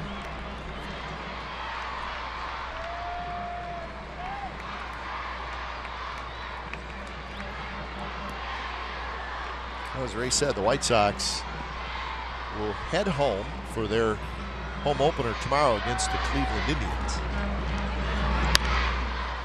But it's not an easy month of April for the White Sox. They have 16 road games and 10 home games, and only one off day. That's the 12th of April. So that is not an easy month. A lot of road games, very few off days.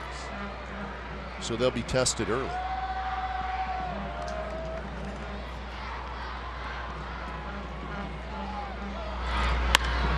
That one, left field, toward the line, and just foul. So Steve Stone, who works with Hawk Harrelson, dressed nicely for getaway day, and I said, what's that heavy jacket? He said, we're going back to 36-degree weather in Chicago for the weekend. So they've enjoyed this week in the Bay Area. They came in Saturday, worked out Sunday, played the 4 games. Stoney on the left, Ken Harrelson in the red, the Hawk. Strong Hawk. Those two gentlemen who've seen a lot of baseball in their day. Long-time players, long-time announcers. And we have mentioned, and I know I mentioned that Hawk Harrelson, the first to wear batting gloves, and he was expanding on the story yesterday, and he said playing for Kansas City, and he played 27 holes of golf and was not supposed to be in the lineup. They decided to pitch Whitey Ford. And so he's in the lineup. He had a blister on his hand. Told the bat boy, go get that golf glove of my pants, because he came straight from the golf course. And so he hit. He said, all the Yankees, it's this flaming red golf glove, and all the Yankees were screaming at him, was calling him various things. He hits a home run off of Whitey Ford. He said it went forever. And so the next time he came up wearing the same batting glove, He said the same thing, hit another home run. He said the next day every Yankee had a flaming red golf glove. Sure. They figured if that's going to help the Hawk. But that was the beginning of the golf glove. Hit well to right center. And it's run down by Aviseo Garcia. Just kind of hung up there. And the daytime weather here at the Coliseum, where the ball travels a little better, could not help that one. Pep, I think this is all a matter of Lato's, just his way of pitching. You think you've gotten it, and then all of a sudden it doesn't go anywhere. But a lot of times a pitcher can provide the power that helps a hitter if he puts a good swing on it. But with a pitcher who changes speeds, it makes it difficult. And Jed got pretty much all of it, just didn't pull it to right field, more to right center, and stayed in the park. A little high to Reddick. Reddick has reached on an error, and he has grounded to second.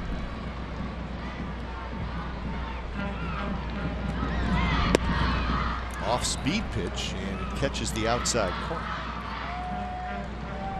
Fastball's average speed today for Latos at 88. Splitter and the curve.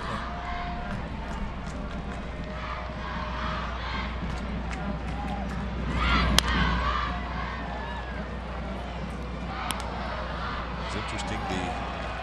The 1-0 pitch was on the outside corner, called a strike. It was close pitch, but then you see that so often. The next pitch is on the outside corner, same spot, even though it was a different pitch, but the hitter swings at it. Well, the figure is going to call it, might as well swing, and that's what a called strike can do to a hitter, force him to swing a bat that he normally would not.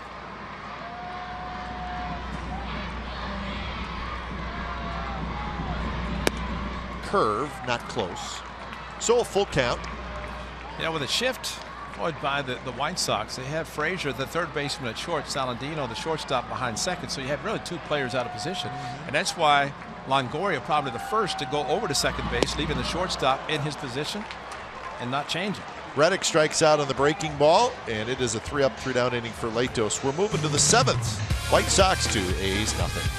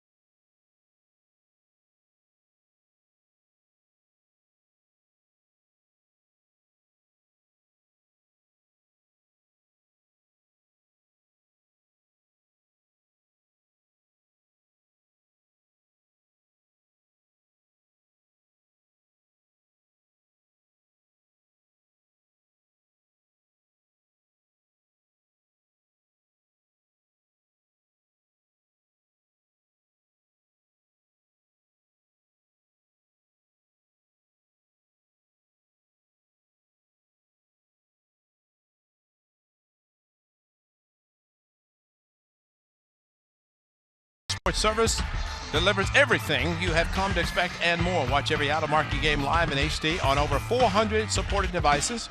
Includes a free subscription to @Bat Premium, the #1 app for live baseball. Blackout and other restrictions apply.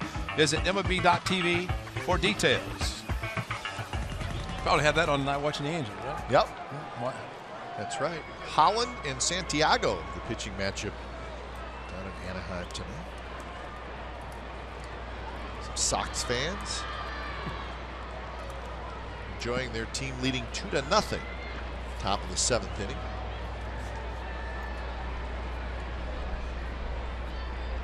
Pitch to Lori. High fastball, foul straight back. And the Angels, the guy who's hoping to be their #2 starter, Andrew Heaney, very talented young left-hander. Well, he's on the disabled list, a flexor muscle strain. So that's not good news for the Angels. Little pop-up. Simeon's going to grab it, especially with Jared Weaver. Not sure what's going on there. Neck issues, yeah. And Wilson on the disabled list.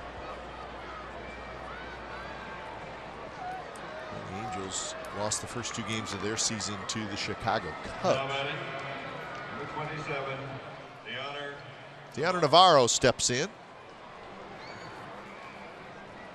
A's will see the Mariners this weekend. Mariners are off today. They took 2 out of 3 down in Arlington, so they had a good opening series. I think the A's are hopeful that Robinson Cano, don't you know, cools off a little bit on this off day. 4 home runs. We talked about the kid's story of Colorado. That's his debut, but for the veteran Robinson Cano, a healthy Cano is at least starting this season, proving that if he's healthy, he's good. He's got 4 hits. All homers. So we'll see the Mariners for the first time. They have made a lot of changes. They still have the core group of Cruz and Seager and Cano and Hernandez. I mean, that's a Iwakuma. So those guys aren't going anywhere. But outside of that group, they have made a whole bunch of changes. A new catcher, Ineta, from the Angels, now with the Mariners. So the big names are the same, but we'll see a lot of new Mariners. Now, one thing everybody talked about the A's, including people with the A's, that the offense was going to be good. It's going to score runs, but that has not been the case in the series. And Kendall Graveman pitched his heart out for 5 innings, hopeful for some runs. Support got 0.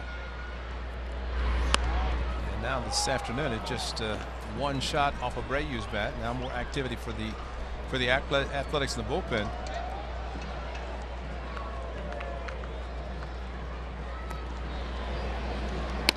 Zep.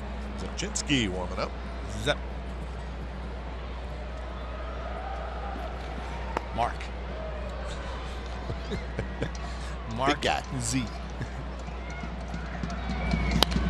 Good swing there by Navarro. He got a fastball at 94 miles an hour. Hawk would call him big guy because Hawk calls everybody big guy. That's great. Don't have to know any name. Hey, big guy, how you doing?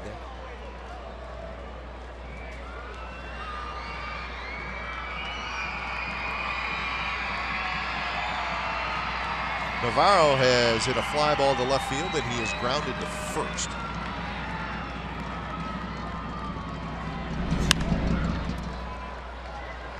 Down the left field line, not an easy play, and Valencia could not quite get to it. Reached out right at the last moment. But if you think about the trouble J.B. Shuck had, the left fielder, and now you're running with your back to home plate, and you're really, I mean, the sun can be an issue, even though you're not facing the sun. And Marcus Semien, the shortstop, was playing a little bit closer to second, so it's a longer run for him. Typically, it's the shortstop's ball in the normal positioning of the shortstop that has a better angle to get to the ball, but Semien had too far to run, and Valencia tried the over-the-shoulder catch.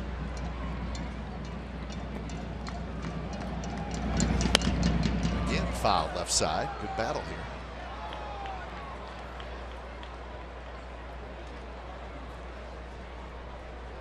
Saladino, another right-handed hitter, is waiting in the on-deck circle.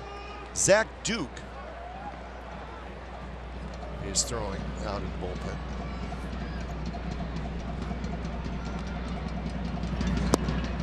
And he got it. Stayed away from the fastball, and Navarro, after battling, ends up striking out. Well, Fernando Rodriguez has an assortment of pitches, and when in doubt, he can rear back and throw the fastball, but here he takes a little bit off and keeps the pitch down. And the ball, rotation of the ball, great Exmo on that one. An even better swing and miss. So 2 away, and up steps Saladino. Rodriguez has retired all 4 hitters that he has faced. So he's done his job so far out of the bullpen.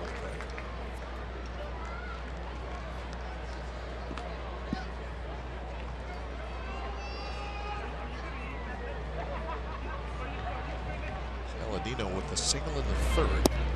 and a strikeout in the 5th, giving Jimmy Rollins the afternoon off.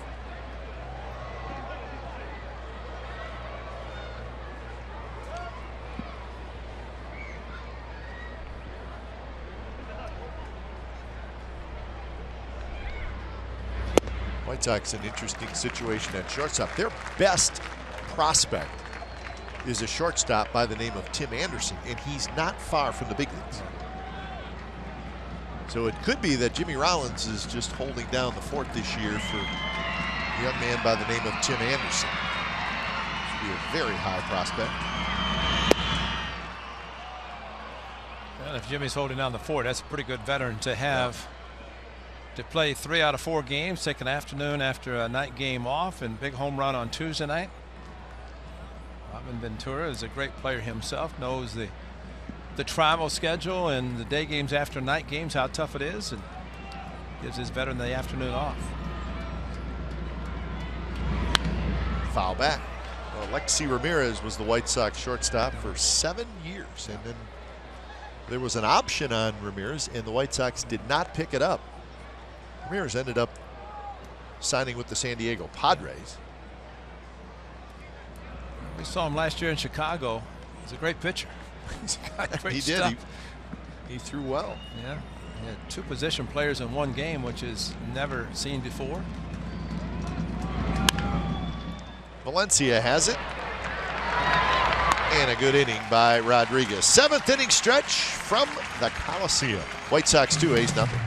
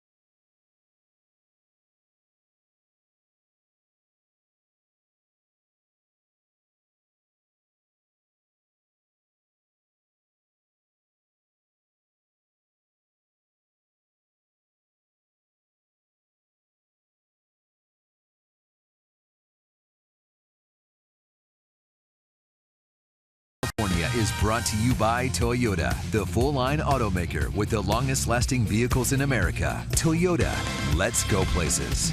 And by Xfinity. X1 from Xfinity will change the way you experience TV. 7th inning stretch. Lots of sunshine today here at the Coliseum. White Sox with a 2-0 lead. So the A's have 3 more shots to get something going. They'll do it against the bullpen when it's time for change. Think Speedy Oil Change and Auto Service, your oil change, tune-up, and smog experts. It's the lefty Zach Duke. Zach Duke pitched in Game 1 of this series. Zach Duke pitched in Game 2 of the series. So he's been a busy man early. And maybe Robin Ventura says he couldn't get Reddick out, the only batter he faced, so he's going to start him with a right-hander. And that right-hander will be Valencia, then Vogt, then Coghlan. Certain guys called specialist, and Duke against lefties, but Reddick did reach base, got a base hit off of him. That was in the Tuesday game.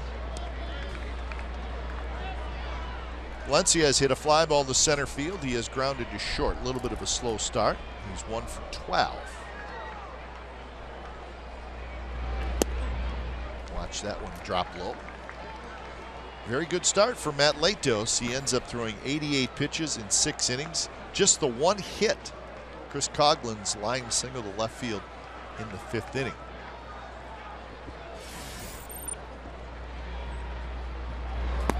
So the White Sox cannot complain about their starting pitching in the series. Each guy pitched well. Carlos Rodon, the young left-hander, he was really good last night. He just happened to hook up against Sonny Gray.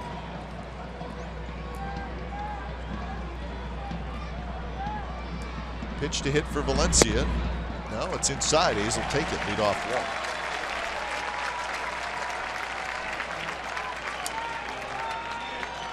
Drives a manager crazy when the relief pitcher walks somebody, especially when it's the first guy you face. It does happen occasionally. Here's Stephen Vogt. Vogt has flied out to left field twice. He's 1 for 7. Duke walked Lowry. Duke gave up a hit to Reddick, and Duke now walks Valencia. So, I mean, it's a swing and a miss, not a foul ball, and Valencia moves to second. So it looked like a foul ball, but it was not. Well, that's just a miss off the edge of the catcher's mitt. Try to backhand it. Did tomorrow. Maybe he wanted to pitch outside. It was more inside.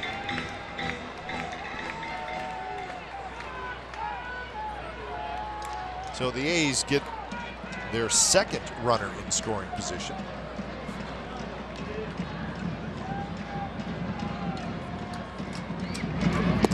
Vogt takes outside.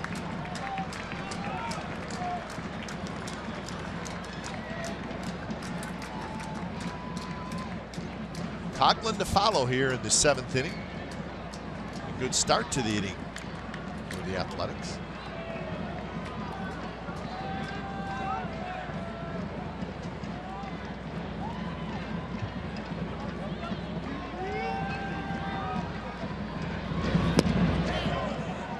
Holds up. So they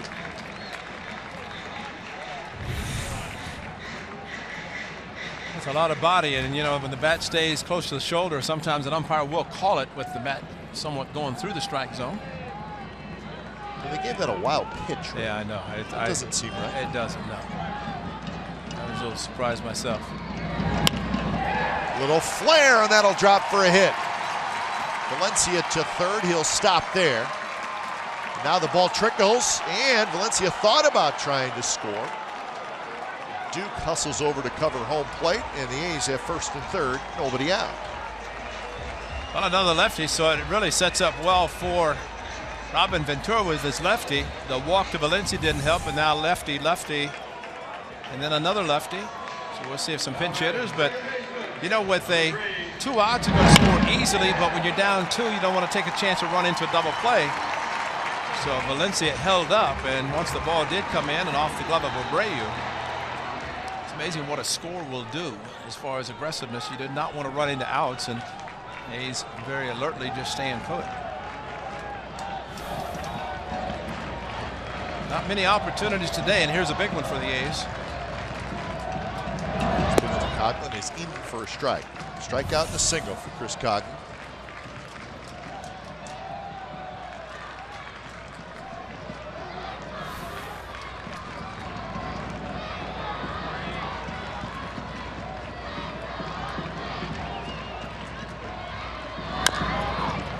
Abreu is going to come home. No, it's a foul ball. Yeah. So it hit his foot as Coughlin is going to walk it off. Thought the ball came out a little strange.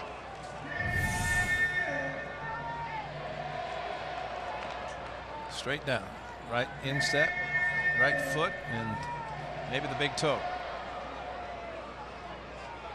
Yep. So down in the count 0-2 and a throbbing foot. Not fun.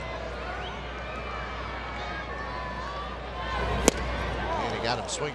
Looked like Duke dropped down a little bit more that time, and figures why not with the count 0-2, and it's tough at bat for Coughlin. Well, the right-hander is loosening up for the pinch hitter, but you're right, and that's a pitch that towards the outside part of the plate. Coughlin, who shot a ball to left field. Now, Robin Ventura is going to bring in his right-hander with the announcement of Mark Canha for Alonso. But you get first and third, and you're down. You got to score. You got to score the run. The infield's playing back for double play and a strikeout, which is what the White Sox wanted. So 2-0, A's threatening here in the bottom of the 7th.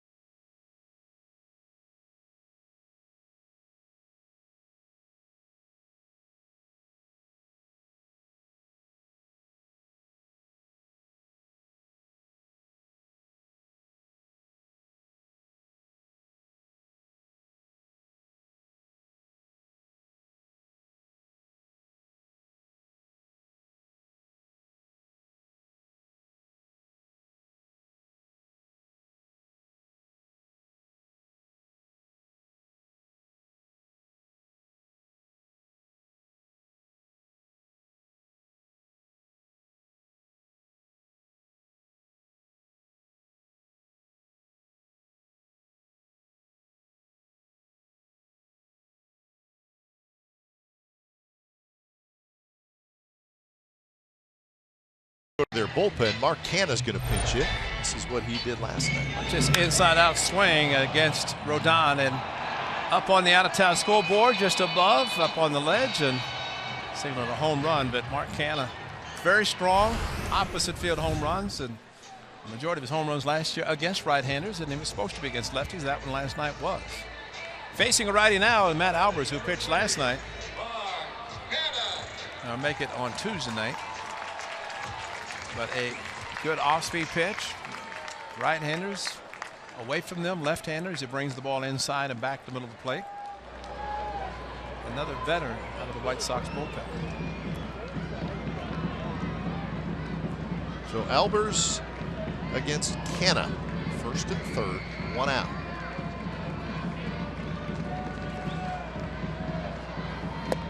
Slider first strike. Canha started at first base on Monday night. He started in right field last night. This is his first pinch hitting appearance this year. Over the course of the year, the A's will probably lead the league in pinch hit. Yeah, I was just thinking that. And we saw it pretty much last year. And hit hard with 5. but you have to be ready if you're on the A's, whether you start the game, as the old saying goes, I might not be in the first 9, but I'll be in there eventually, and that's kind of what happens with the A's. Zipchinski and Axford now out in the A's bullpen.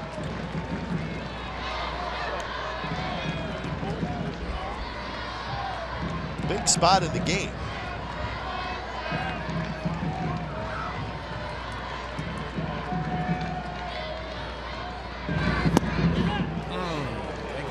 Don't take it again. Thank you. A pretty good pitch by Matt Albers. Two-seamer came back. If anything, must have been called low because it looked like it had the plate.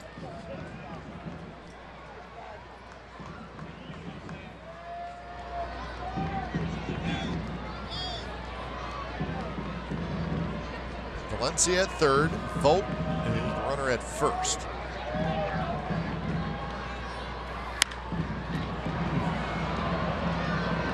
Murray out, and Murray has it.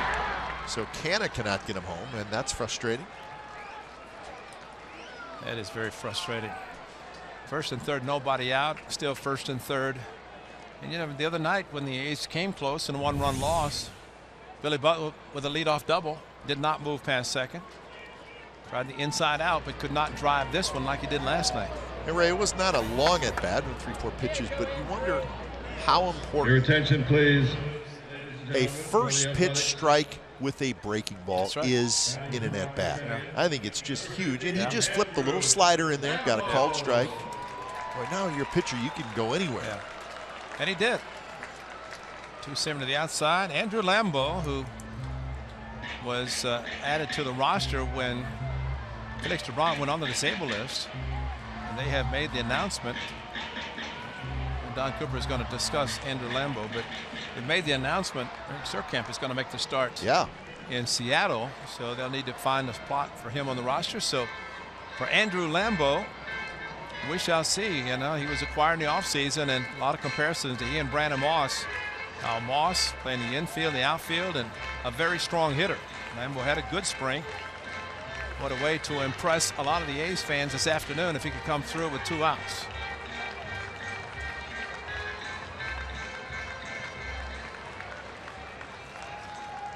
Don Cooper's knee must be feeling better. He was jogging to the mound and back. 30 seconds.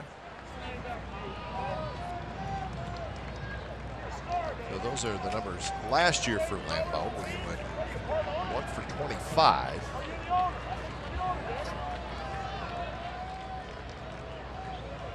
Hitting for Simeon. His first pitch drops low. Lambeau is strong, and when he makes contact, he drives the ball, and it sounds great coming off his bat. I'd take a flare here. Take anything. Playing him to shift. Playing the shift, playing him to pull. Could not pull the trigger. Another off-speed pitch, and it's on the inside corner for a strike. That's where Alvarez is so good against lefties. He'll start it inside. It's like a screwball almost the way it comes back, the two-seamer. Watch it come back. Lambeau starts, holds up, and it's a pitch you don't want to give with 2 strikes because it's a tough one to follow. Try to make any kind of contact.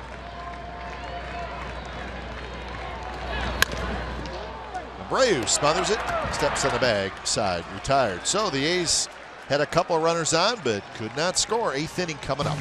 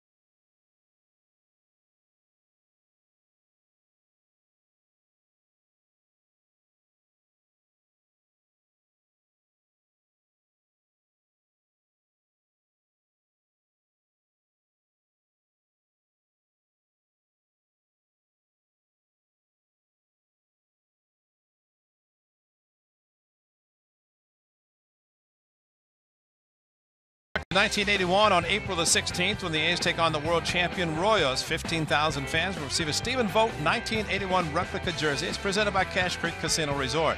Throwback to the Billy Ball era, the jersey features Oakland on the front and Vogt on the back, while paying homage to one of the greatest periods in franchise history.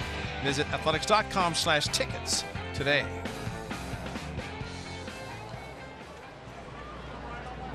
Difference maker right there. Yep. Big man. hoping he can get out of town with no RBI. And a new pitcher when it's time for a change. Think Speedy Oil Change and Auto Service, your oil change tune-up and smog experts. Mark Zepchinski comes in, lefty on lefty.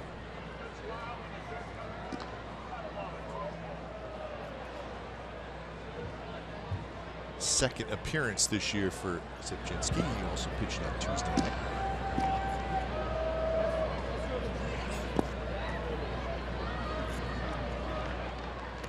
Some defensive changes for the Athletics.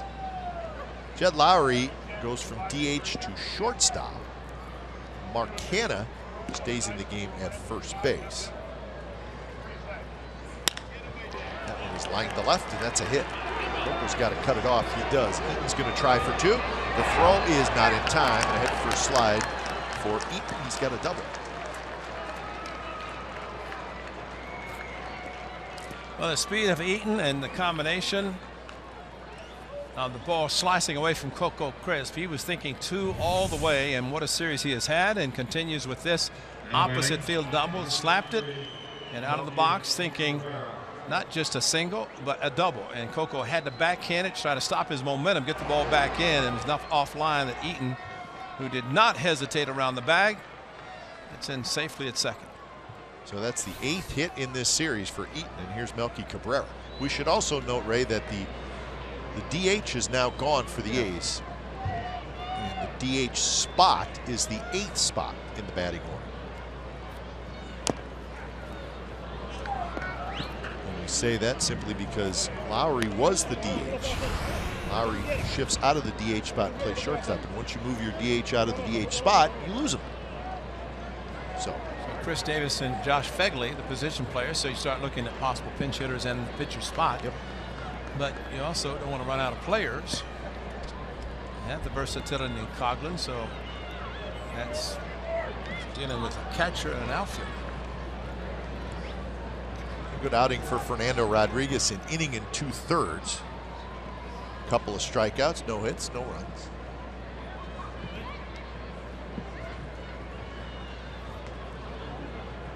So meeting at the mound. Melky Cabrera has had a good game. He's lined out, singled, and walked, and he has scored a run. He scored on a Braves home run.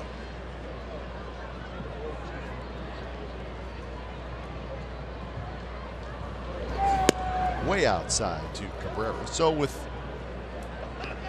tight game, late innings, where it seems like an extra run would mean a lot. See how Melky Cabrera approaches this at bat with Eaton at second and nobody out. He handles the bat pretty well. Not going to be able to get him over. Valencia takes care of him. There's a big difference in switch hitters in the right and left side, and Melky more of, or at least a better left-hand hitter, it seems. So Zepchinski faces two batters, and now the bullpen again.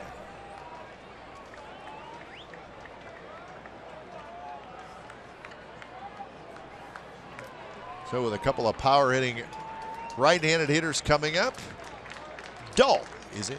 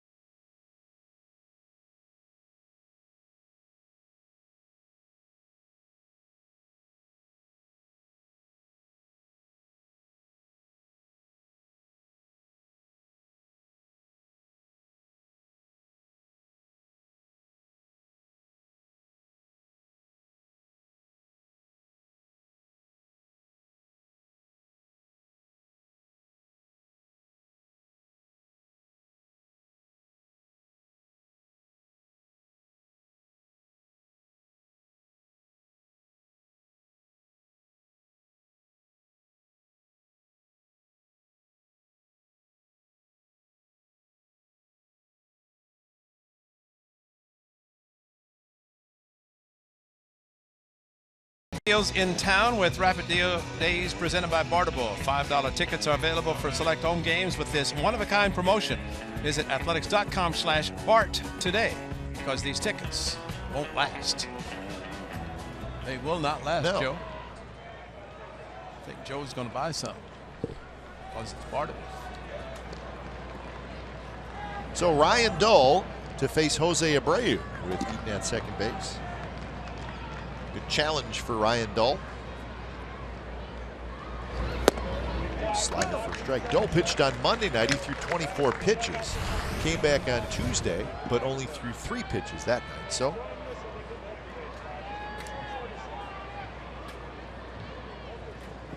did not get in the game yesterday.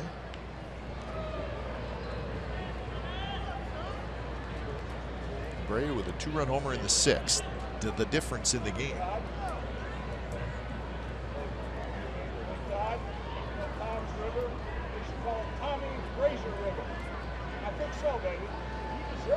Six total hits. All-star home run champion, Jacket Mound like crazy. I was jumping up and down saying, my God, this guy is Swing and a miss. There's that good Dull breaking ball. Well, you get Abreu up until 2 strikes to do this. He'll swing at sliders out of the strike zone. Pitch that Robin Ventura said when he can recognize the low slider fastball and lay off, he's going to be even better. He got a higher fastball from Kendall Graveman. And now you can expand the strike zone a little bit with the 2 strikes.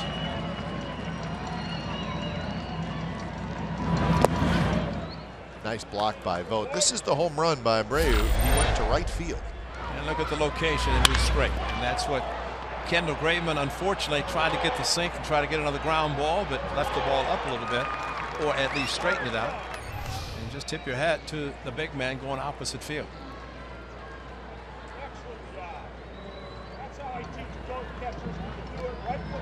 He also reached on an error that was in the 1st inning and grounded to short.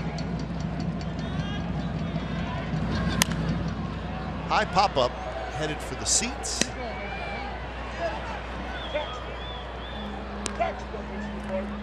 The count remains 1-2. So Ray mentioned Eric Surkamp tomorrow in Seattle. He will be opposed by Tawan Walker, fine young right-hander for Seattle. We'll have that game for you right here in Comcast Sportsnet California. First pitch 7:10.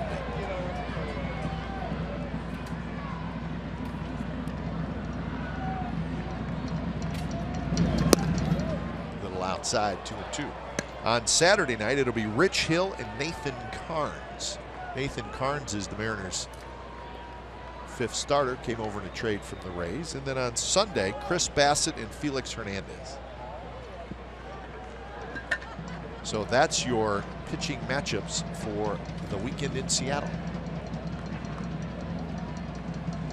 Swing and a miss. He struck him out. So big out there for out number 2 here in the 8th. Well, the great thing about Ryan Dull, it's almost like it's max effort every pitch. We saw Chris Sale on Monday night as a starter, kind of the same way. But if you're a hitter and you see this effort from a pitcher, and then that kind of a location on a hard slider, that is a great pitch, especially against a great hitter. There and pushes off and just throws everything behind it. Falls a little bit towards the first base side. Not even bigger out in Frazier. First pitch breaking ball strike to Frazier. We'll see how that first pitch breaking ball strike sets up the rest of the at bat against a very good hitter in Todd Frazier.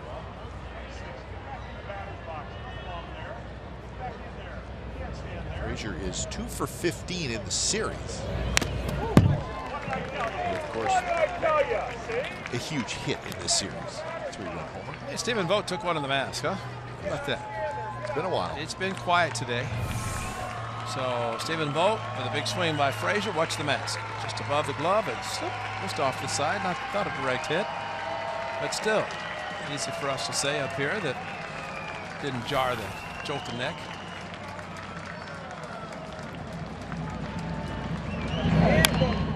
Another First slider rolled foul. So Dull well ahead in the count.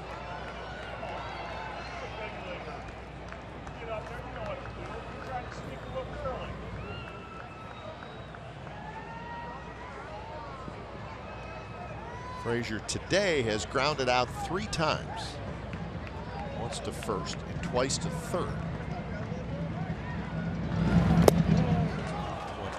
Off of Vogt, he has to scramble after it. You got to be careful with Eaton because of the great speed. He stops at third. That's why Stephen Vogt hustled as much as he did to go get the ball. A slider in the dirt, or at least down. Stephen Vogt. It might have hit the umpire's shin guard. It looked like it went between his legs. And it is a wild pitch. That was more of the wild pitch for righty instead of the one that Navarro missed.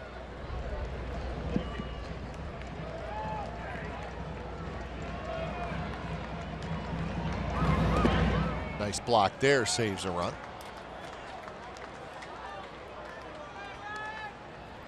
Every catcher knows that a pitcher wants to keep the hard slider down, and at times it's going to be in the dirt, and that's why Stephen Vogt just had one get by him. But this one with the runner at third, smothered it. Ball bounced up, hit him softly in the chest protector.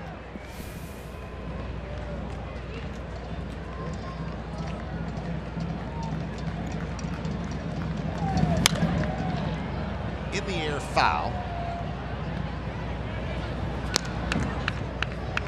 Frazier, 35 home runs last year in what is a very hitter-friendly park. He's got power. I don't think moving to a different ballpark will change things too much. But he hit a pretty good curveball from Chris Bassett, one-handed for a home run the other night. Strike 3 called, a fastball on the outside corner. What a job by Dull. He comes in and strikes out Abreu and Frazier. 2-0 White Sox as we go to the bottom of the 8th inning.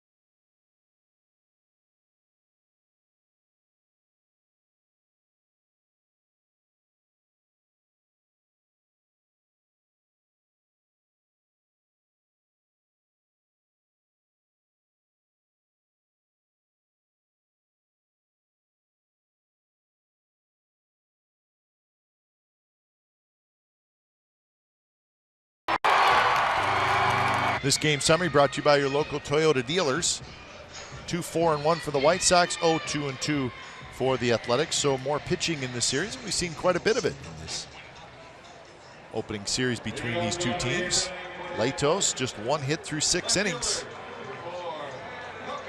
So Latos was good. Graveman was good, but just the 1 mistake. 2-run homer by Jose Abreu. That's it for the scoring. So when it's time for change, think Speedy Oil Change and Auto Service. Your oil change, tune-up, and smog experts as Nate Jones comes in. His 3rd appearance in this series. He is Ventura's setup man and hung a breaking ball to Alonso Tuesday night that allowed him to hit a 2-run single to tie the game. Ended up getting the win with Rollins' home run. Yeah, you got a blown save and a win. Yep. All in the matter of an inning.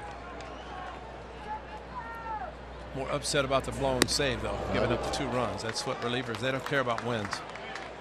Right now, the A's care about trying to get on the board.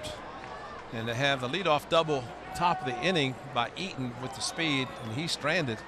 Good opportunity. Still a 2-run game. I think it's going to be a 1-run game. First 3 have been. Of course. 2-0 to Coco Crisp, make it 3-0.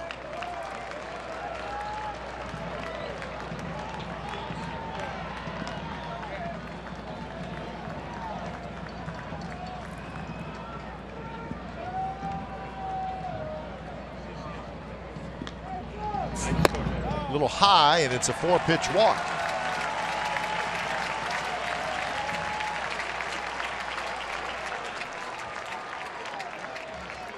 So the A's get their leadoff man on in the 8th. Here's the biggest question for you, Cap. You got Billy Burns, who's very aggressive. A 4-pitch walk to Coco Crisp. Does he take a strike? I mean, down 2. I mean, it's tough to take the aggressiveness away from a hitter, but you've got to be selective. I mean, if he being Jones all over the place, a little wild as he did with the 4 pitches to Coco. This is where we talked earlier, 9th and first place hitter. You got 2 leadoff hitters. Looks like he was taken all the way, and that's a strike. The numbers for Billy Burns last year: best batting average among American League rookies, most hits, second most runs, and first in stolen bases.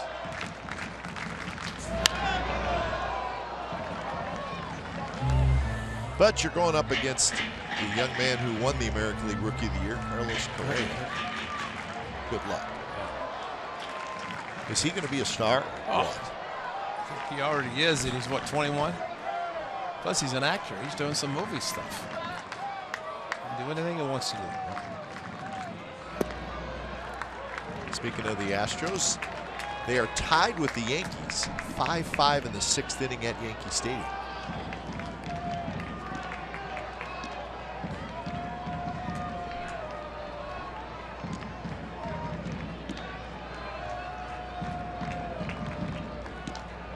Jed Lowry in the on-deck circle.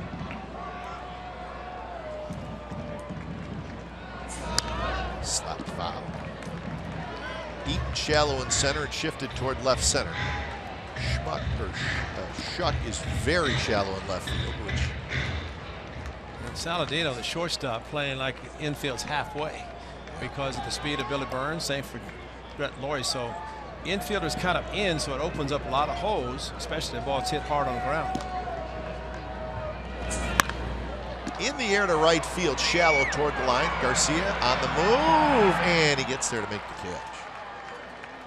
Garcia was slid over toward right center some, so that made a much longer run for him, but he was able to get there.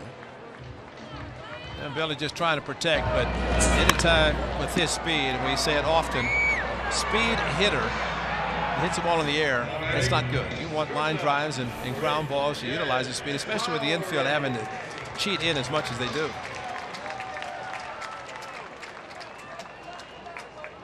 So here's Lowry, who is 0 for 3. Pop out to second, fly ball to left, fly ball to right. Good swing there, and it's foul back.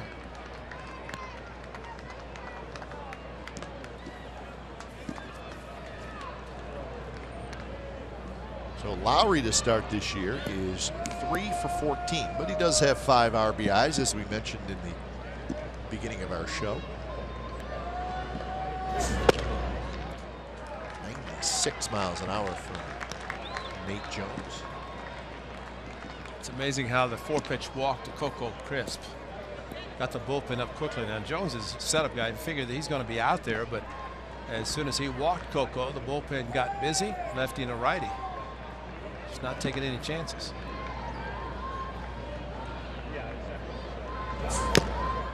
Foul tip, and it's 1-2. Dan Jennings, a lefty, and Putnam, a right-hander. In the White Sox bullpen, and the A's bullpen, it's Doolittle and Hendricks. So both managers doing a lot of managing with a very tight game late.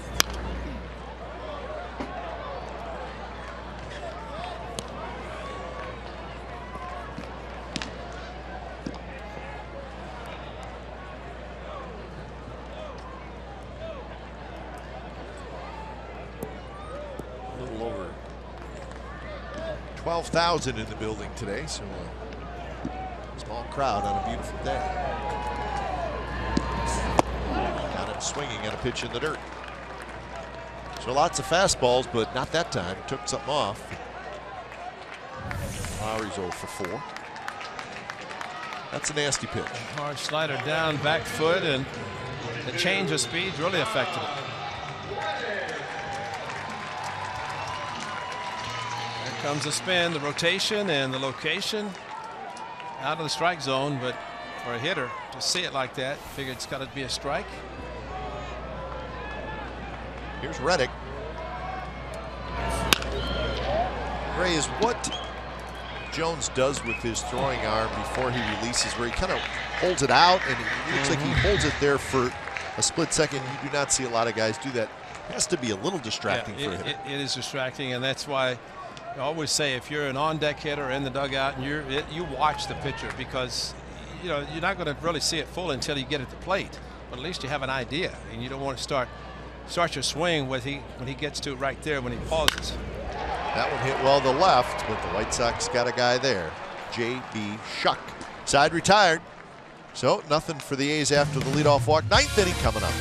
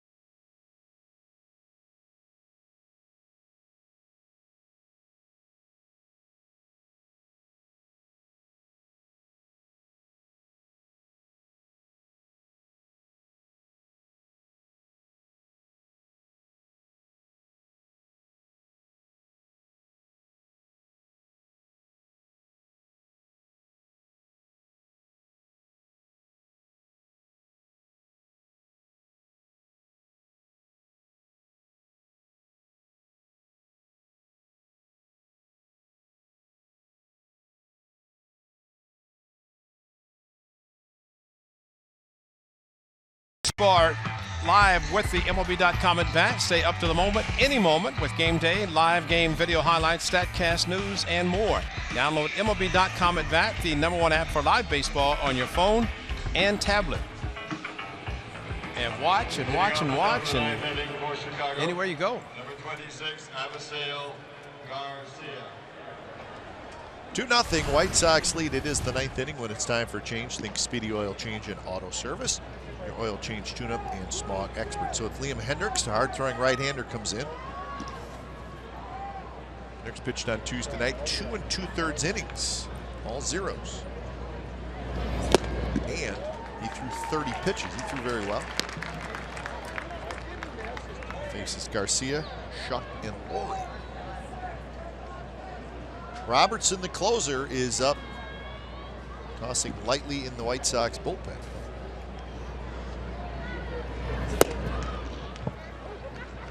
It's been Graveman, Rodriguez, Sapczynski, Dahl, and now Hendricks.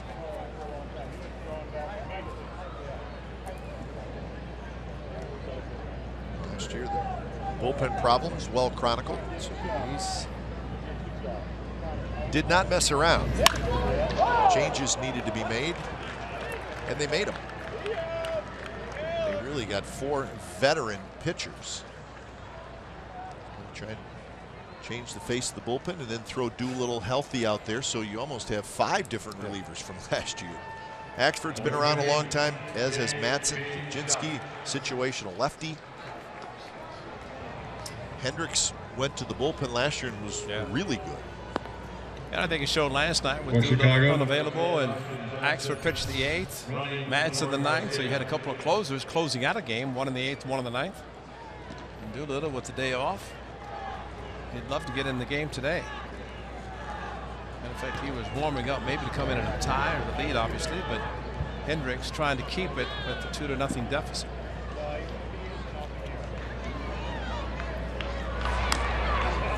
Pinch runner is Austin Jackson, running for Garcia, who had the base hit.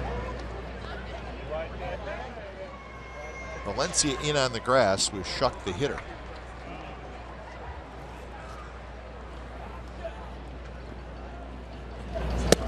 Not close. Laurie in the on-deck circle.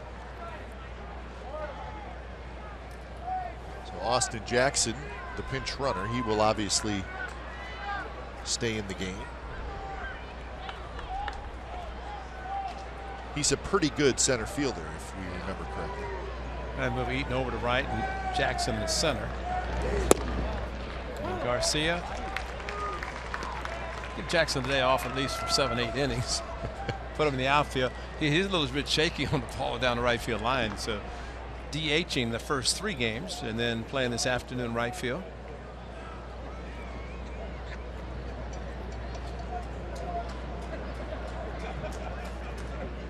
Jackson runs well. Fouled straight back. Shuck showing no signs of bunting.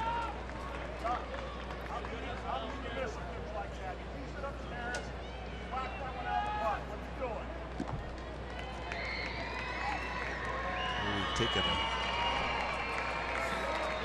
a long look.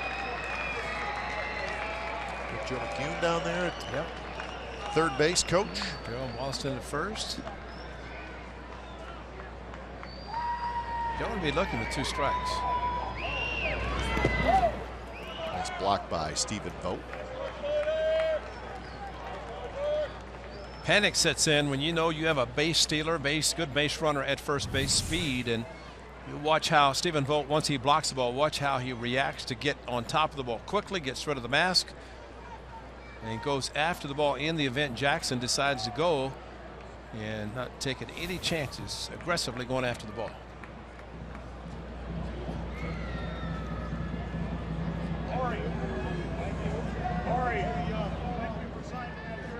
Setting up inside. Fastball runs off the plate. So the count 3-2. Would imagine Jackson will probably be taken off. We'll see. Be surprised if he doesn't.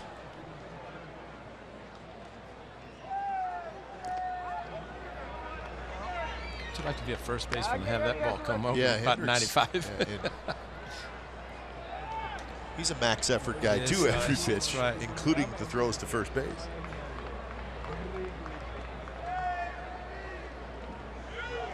Good lead for Jackson, and he runs.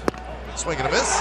Throw to second base, and it's not quite in time as he slides in. The throw was in the dirt, but looked like Lowry maybe just a shade late getting there. Whether that would have made a difference or not, I'm not sure. Vogt got rid of the ball quickly. He threw to second even though Lowry was holding his position. But the one thing that Hendricks had a little bit of a leg kick. And you figure he's going to be going. Maybe he wanted to make sure he got the hitter out. But that little extra time maybe helped Austin Jackson get the jump and be able to get into safely to second. But from a catcher standpoint, you throw it, even if nobody's there, you figure somebody's responsibility is to be at second. Happened to be Jet Lowry, and he got there. Some guys try to hold the position as long as possible, especially on a 3-2. Here's Laurie, who has struck out twice and popped out to short. So the opening series for Laurie has him 2 for 14. The only stolen base in the series so far. Yeah, that's the first one. Yeah.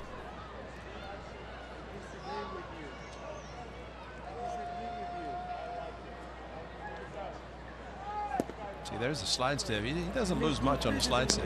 So you're saying 1 stolen base in 4 games for both teams, that Ricky's record's pretty safe? Yeah, he's going to be okay. Since Ricky used to get 2 per at bat. That's right. You walk him, he steals second, steals third. And now 3-0.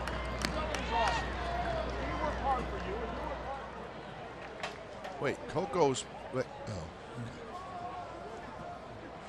Now, unless that gentleman with Henderson on his back leans forward, it could be Dave. Could be Dave, yep. I'm sure they will have a few moments of silence tomorrow night in Seattle, where Dave Henderson worked for the Mariners and lived in the Seattle area.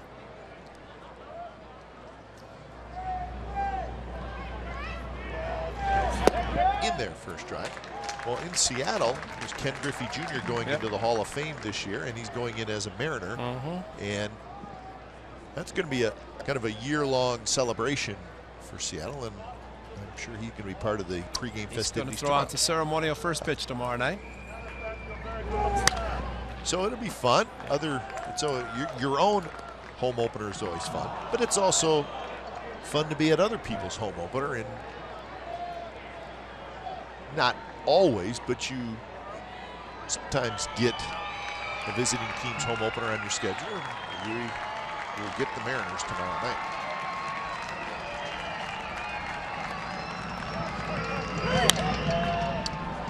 Reddick on the move. He's going to have to hurry, and it falls fair.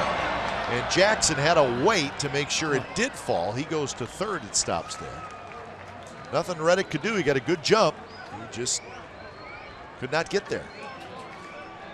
And actually, it's a ball out of the strike zone. Way out of the strike zone. And you're thinking, well, you're going to get a quick out with Brett Lowry going out of the strike zone, but he lofted it and hit it softly enough. Reddick couldn't get to it. I guess the good news, able to keep Austin Jackson at third.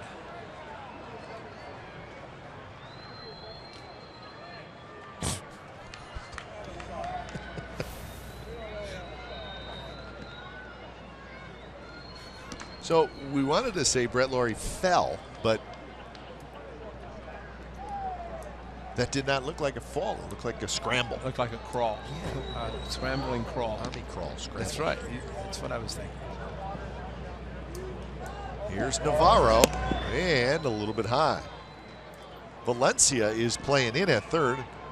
Or Navarro, earlier in the game, he did make an attempt to bunt.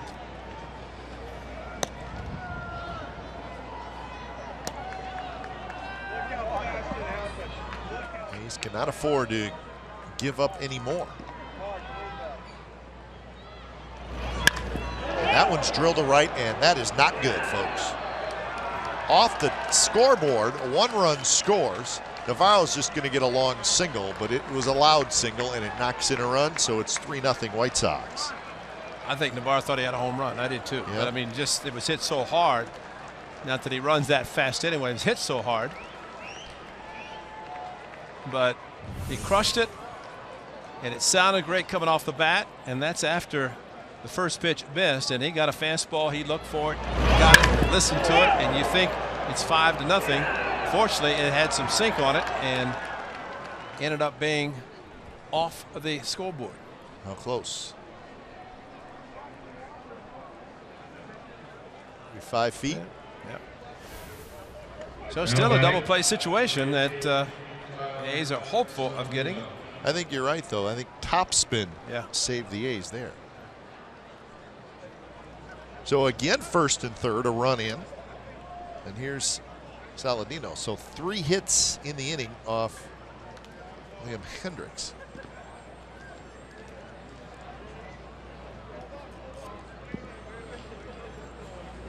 Adam Eaton is the on-deck hitter. Foul. Straight back. I think Saladino was a safety squeeze. I don't know that he came down the line. The runner at third did not come down like a squeeze, and maybe he was just trying to push it for a safety. One for 3 for Saladino.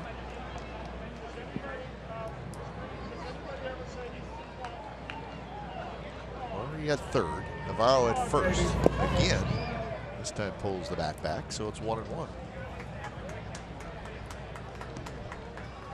Both corner infielders charging.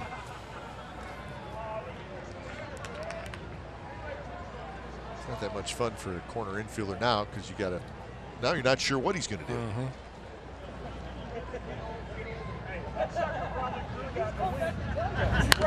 Good swing there, fouled straight back.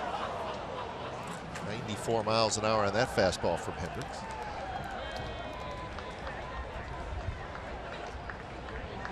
Robertson still throwing for the White Sox.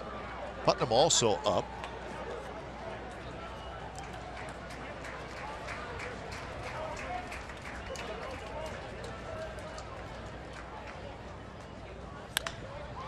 A shot into right field and a base hit. Coming in to score is Laurie. It's 4-0. And Saladino just reached out on a fastball that was out away from him. And with Canna playing in, shot it right past him. That's very similar to Brett Laurie, who also swung at a pitch out of the strike zone. See how far this one might be away from Saladino. You know, Cap, you said earlier, and good point about if you look at a certain area and you get the pitch, you can expand your strike zone. And when Frazier earlier got a fastball in and broke his bat, he might have been looking away, but Saladino, like Brett Laurie, looking away with Hendricks and able to get the base hits to right field. And a lot of fastballs. A lot of fastballs. So 2 runs on 4 hits here in the 9th inning, and the White Sox get a couple of big insurance runs. Still only 1 out for Adam Eaton. Eaton is 1 for 4. He doubled leading off the 8th inning, but he never moved past second base.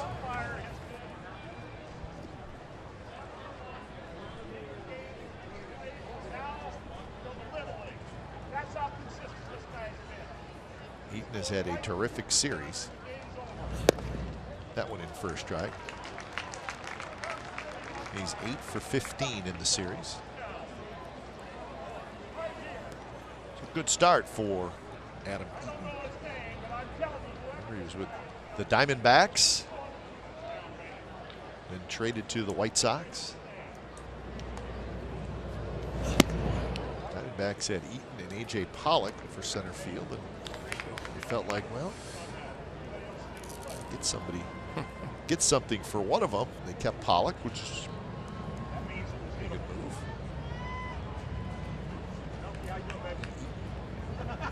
Went to the White Sox. So you say, well, who did he get? Who did the Diamondbacks get? Which is a fair question. Obtained from the Arizona Diamondbacks in exchange for Hector Santiago, the pitcher.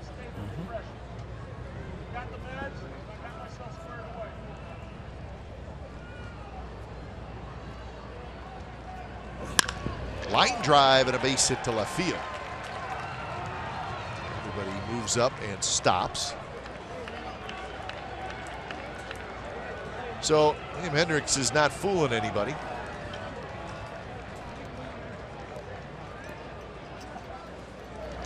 Five singles in this inning. And staying back, opposite field single hit so hard that the runner from second could not score, but it does load the bases. And A's still a ground ball away from a double play and getting out of the inning. But they've not been any ground balls, they've been line drives. Maybe Hendricks should have come in with bases loaded in his first appearance and got the double play and then retired 6 in a row after that. And there's another line drive hit. Fastball right out over the plate. Crowd comes in to score. 5-0, bases still loaded. I just think, Ray, that the White Sox are going up there and they're thinking about getting one pitch, and that's a fastball. And looking away. Everything's been away, and they've been going away. Last 2 hits to left field. You have 2 hits to right field. You have the ball that Garcia started with the base hit up the middle. So Melky Cabrera with 2 hits today. He scored a run, knocked in a run. He's also walked, so a good ball game for Cabrera. And now Jose Abreu steps up. White Sox with 4 hits in 8 innings. They have 5 in this 9th. There's a curve that is in first strike. Saladino at third. Eaton at second, Cabrera at first.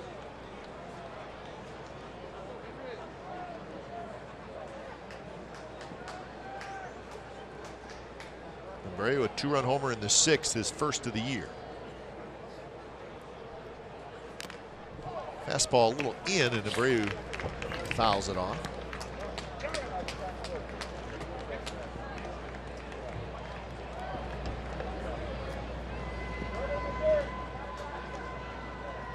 So really the first rough performance by an A's reliever this year.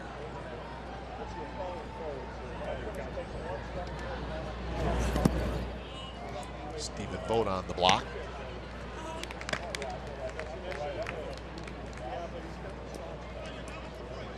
So 5-0, the White Sox lead.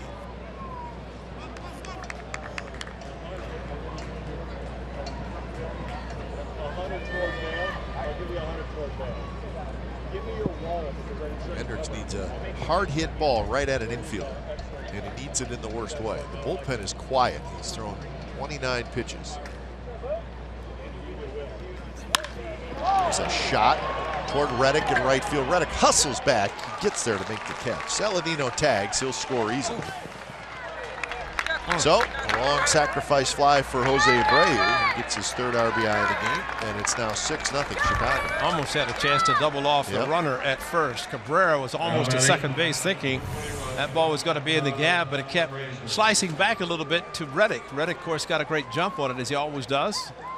Got it back in and threw it to Coughlin at second, and Cabrera hustling back to first.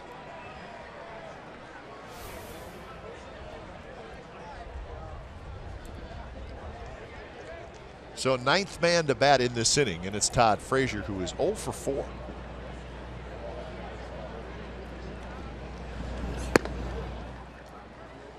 So the A's have controlled Frazier today. That's Zach Putnam, who stays up now with the score 6-0. Robertson sat down. He was throwing at the beginning of this half inning, but it was 2-0. That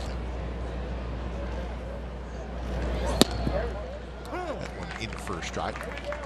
Robertson got saves in the first 2 games, did not pitch last night with the A's winning, but last year the A's had success against Robertson. Is hoping today they could be a 2-0 in the 9th, and maybe that magic would come out again. But not with this add-on by the White Sox. High fastball 1-2.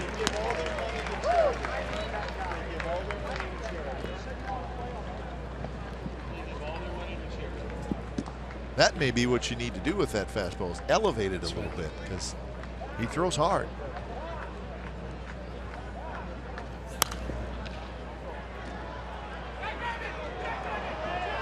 "34 pitches for Hendricks out of the bullpen.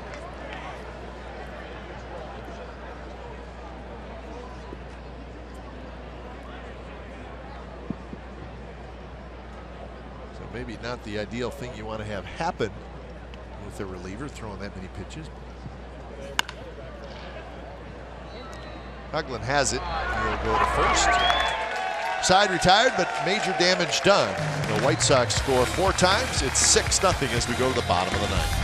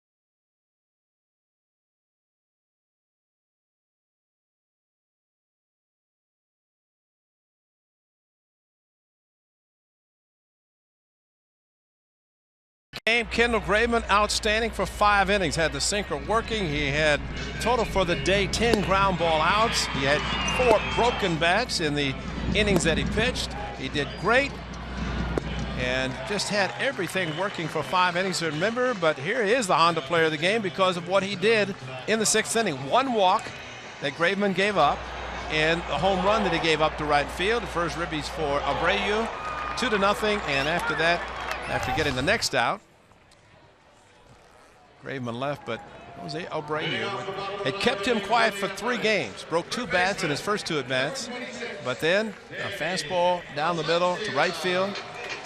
And I guess if he gets hot, make it be the last day. The bottom line for the A's, just 2 hits. They made a couple of errors, but the White Sox with their 10 hits, and they have 6 runs. First appearance of the year for Zach Putnam. 28-year-old right-hander. His 3rd season pitching out of the White Sox bullpen.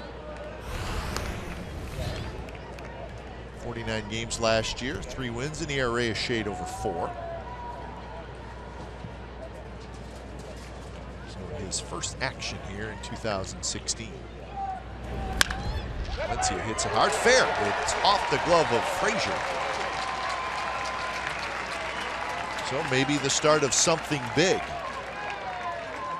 Or as my partner Ray Fosse likes to say, what a story it would be. That's right. Might as well start in the 4th game of the season. Putting him in because he was up with Robertson. If the A's had not given up the additional 4, Robertson would have been in. So Putnam will try to get the A's out, but Robertson would get up if it becomes a save situation. A good way to start. A hard hit ball. I hope so. It better be. That's right. Stephen Vogt had a base hit in the 7th inning. Speed pitch catches the outside corner. And make sure you join us tomorrow night from Seattle. Juan Walker and Eric Surkamp, the pitching matchup. A's pregame live at 6:30. Come on, Vogt. Get it right, baby. The home opener for the Mariners. So, Safeco Field will be jumping. We like that ballpark. Nice place. Well, the Mariners go into their home opener having won 2 of 3 against the Rangers.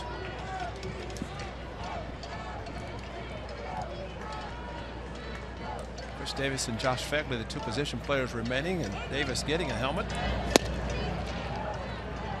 Putnam just a 2 and 4 seam, got a good sinker. He just showed it, and also throw a cut fastball and a split.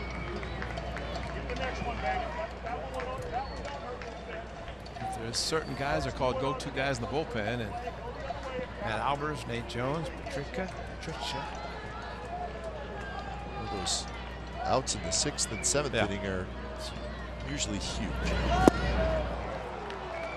Well, whatever pitch that is, it's a good one. And Vogt was way out in front. So Stephen Vogt strikes out. He's 1 for 4 now today. Little split change, huh? Yeah, exactly. You can usually see the grip, and that's what it was coming out of his hand. See, sometimes, and I've always believed that a reliever comes in, he gives up a hit on the first pitch, he says, that's enough. Let's go back to pitching the game. And really they should, because a big lead at times will kind of encourage a pitcher just say, let's just get it over with. Throw fastballs, and that's when they get hit. But relievers, because they pitch so infrequently, ERAs are important for them. Yeah, it doesn't matter what the score is. Yeah. And now, by the way, there's a runner at second. Let's just go with this. Valencia took off for second base. He's not going to have these predetermined runner at second signs not to talk about him after a runner gets there in the 9th inning. Coughlin is 1 for 3, a single and 2 strikeouts. And there's a base hit left field. And Valencia is going to be waved home. He'll make it without a throw, and the A's are on the board. For Coughlin, a couple of hits today, both times going the other way.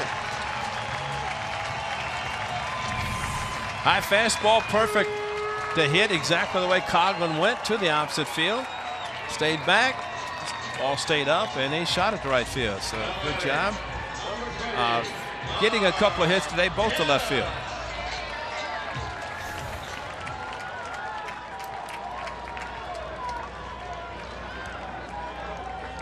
Coughlin, that's his first RBI. Remember, it's the pitcher in the 8th spot, and that's why Chris Davis is out as a pinch hitter. Canna rolls it foul. Good call. Ed Lowry opened the game as the designated hitter, but later on in the game moved to shortstop. So that 8th spot, so we'll call it the pitcher spot now.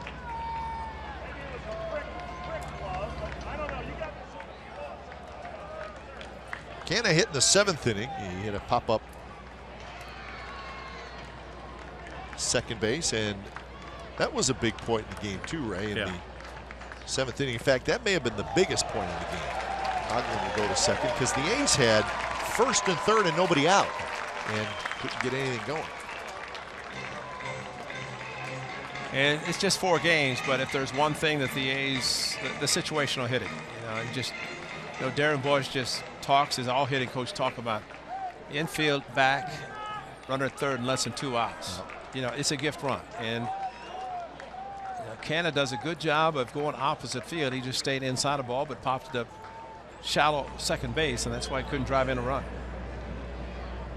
It's crazy. And there's that changeup again. It just kind of floats in there and then dives down.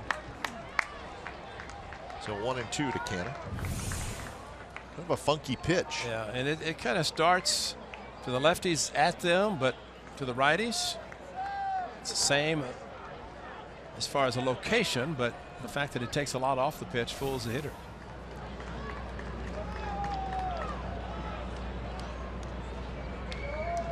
So Canna behind in the count with Coughlin, the runner, at second. Just got a piece of it.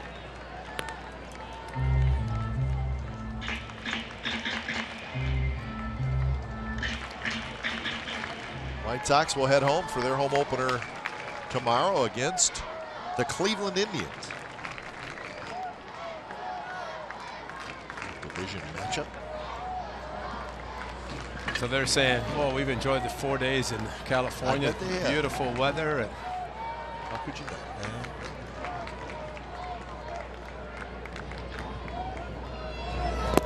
Canna chased it again, and he strikes out.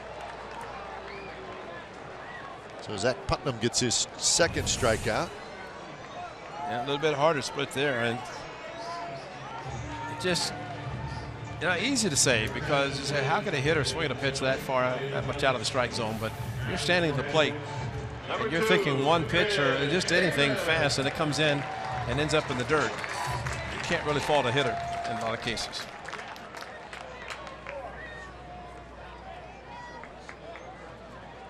So Chris Davis will pinch hit just to try to keep this game going.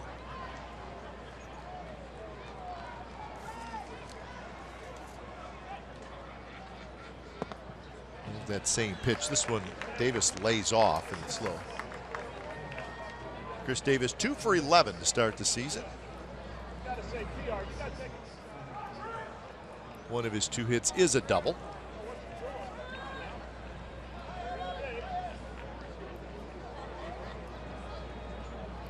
Trying to get Coughlin home, and a split change, and Davis swings over top. Now, Cap, it's not often that you hear Mike Selleck announce the stats for Hendrick, the pitcher, because he usually waits till the inning's over or a new pitcher comes in, but since he's being pinched hit 4, he's out of the game. That's true. So Davis, here we are on the 4th game of the season. We got Mike Selleck having to play National League rules. That's a good call. That one's hit to right, and that's hit well.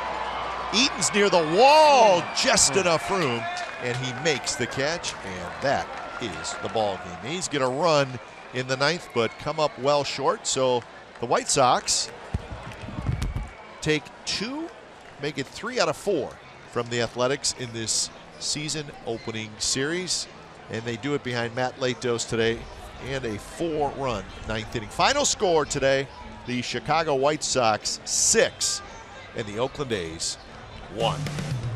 Well, you've been watching Oakland A's baseball on CSN California, part of the NBC Sports Group. Don't go away.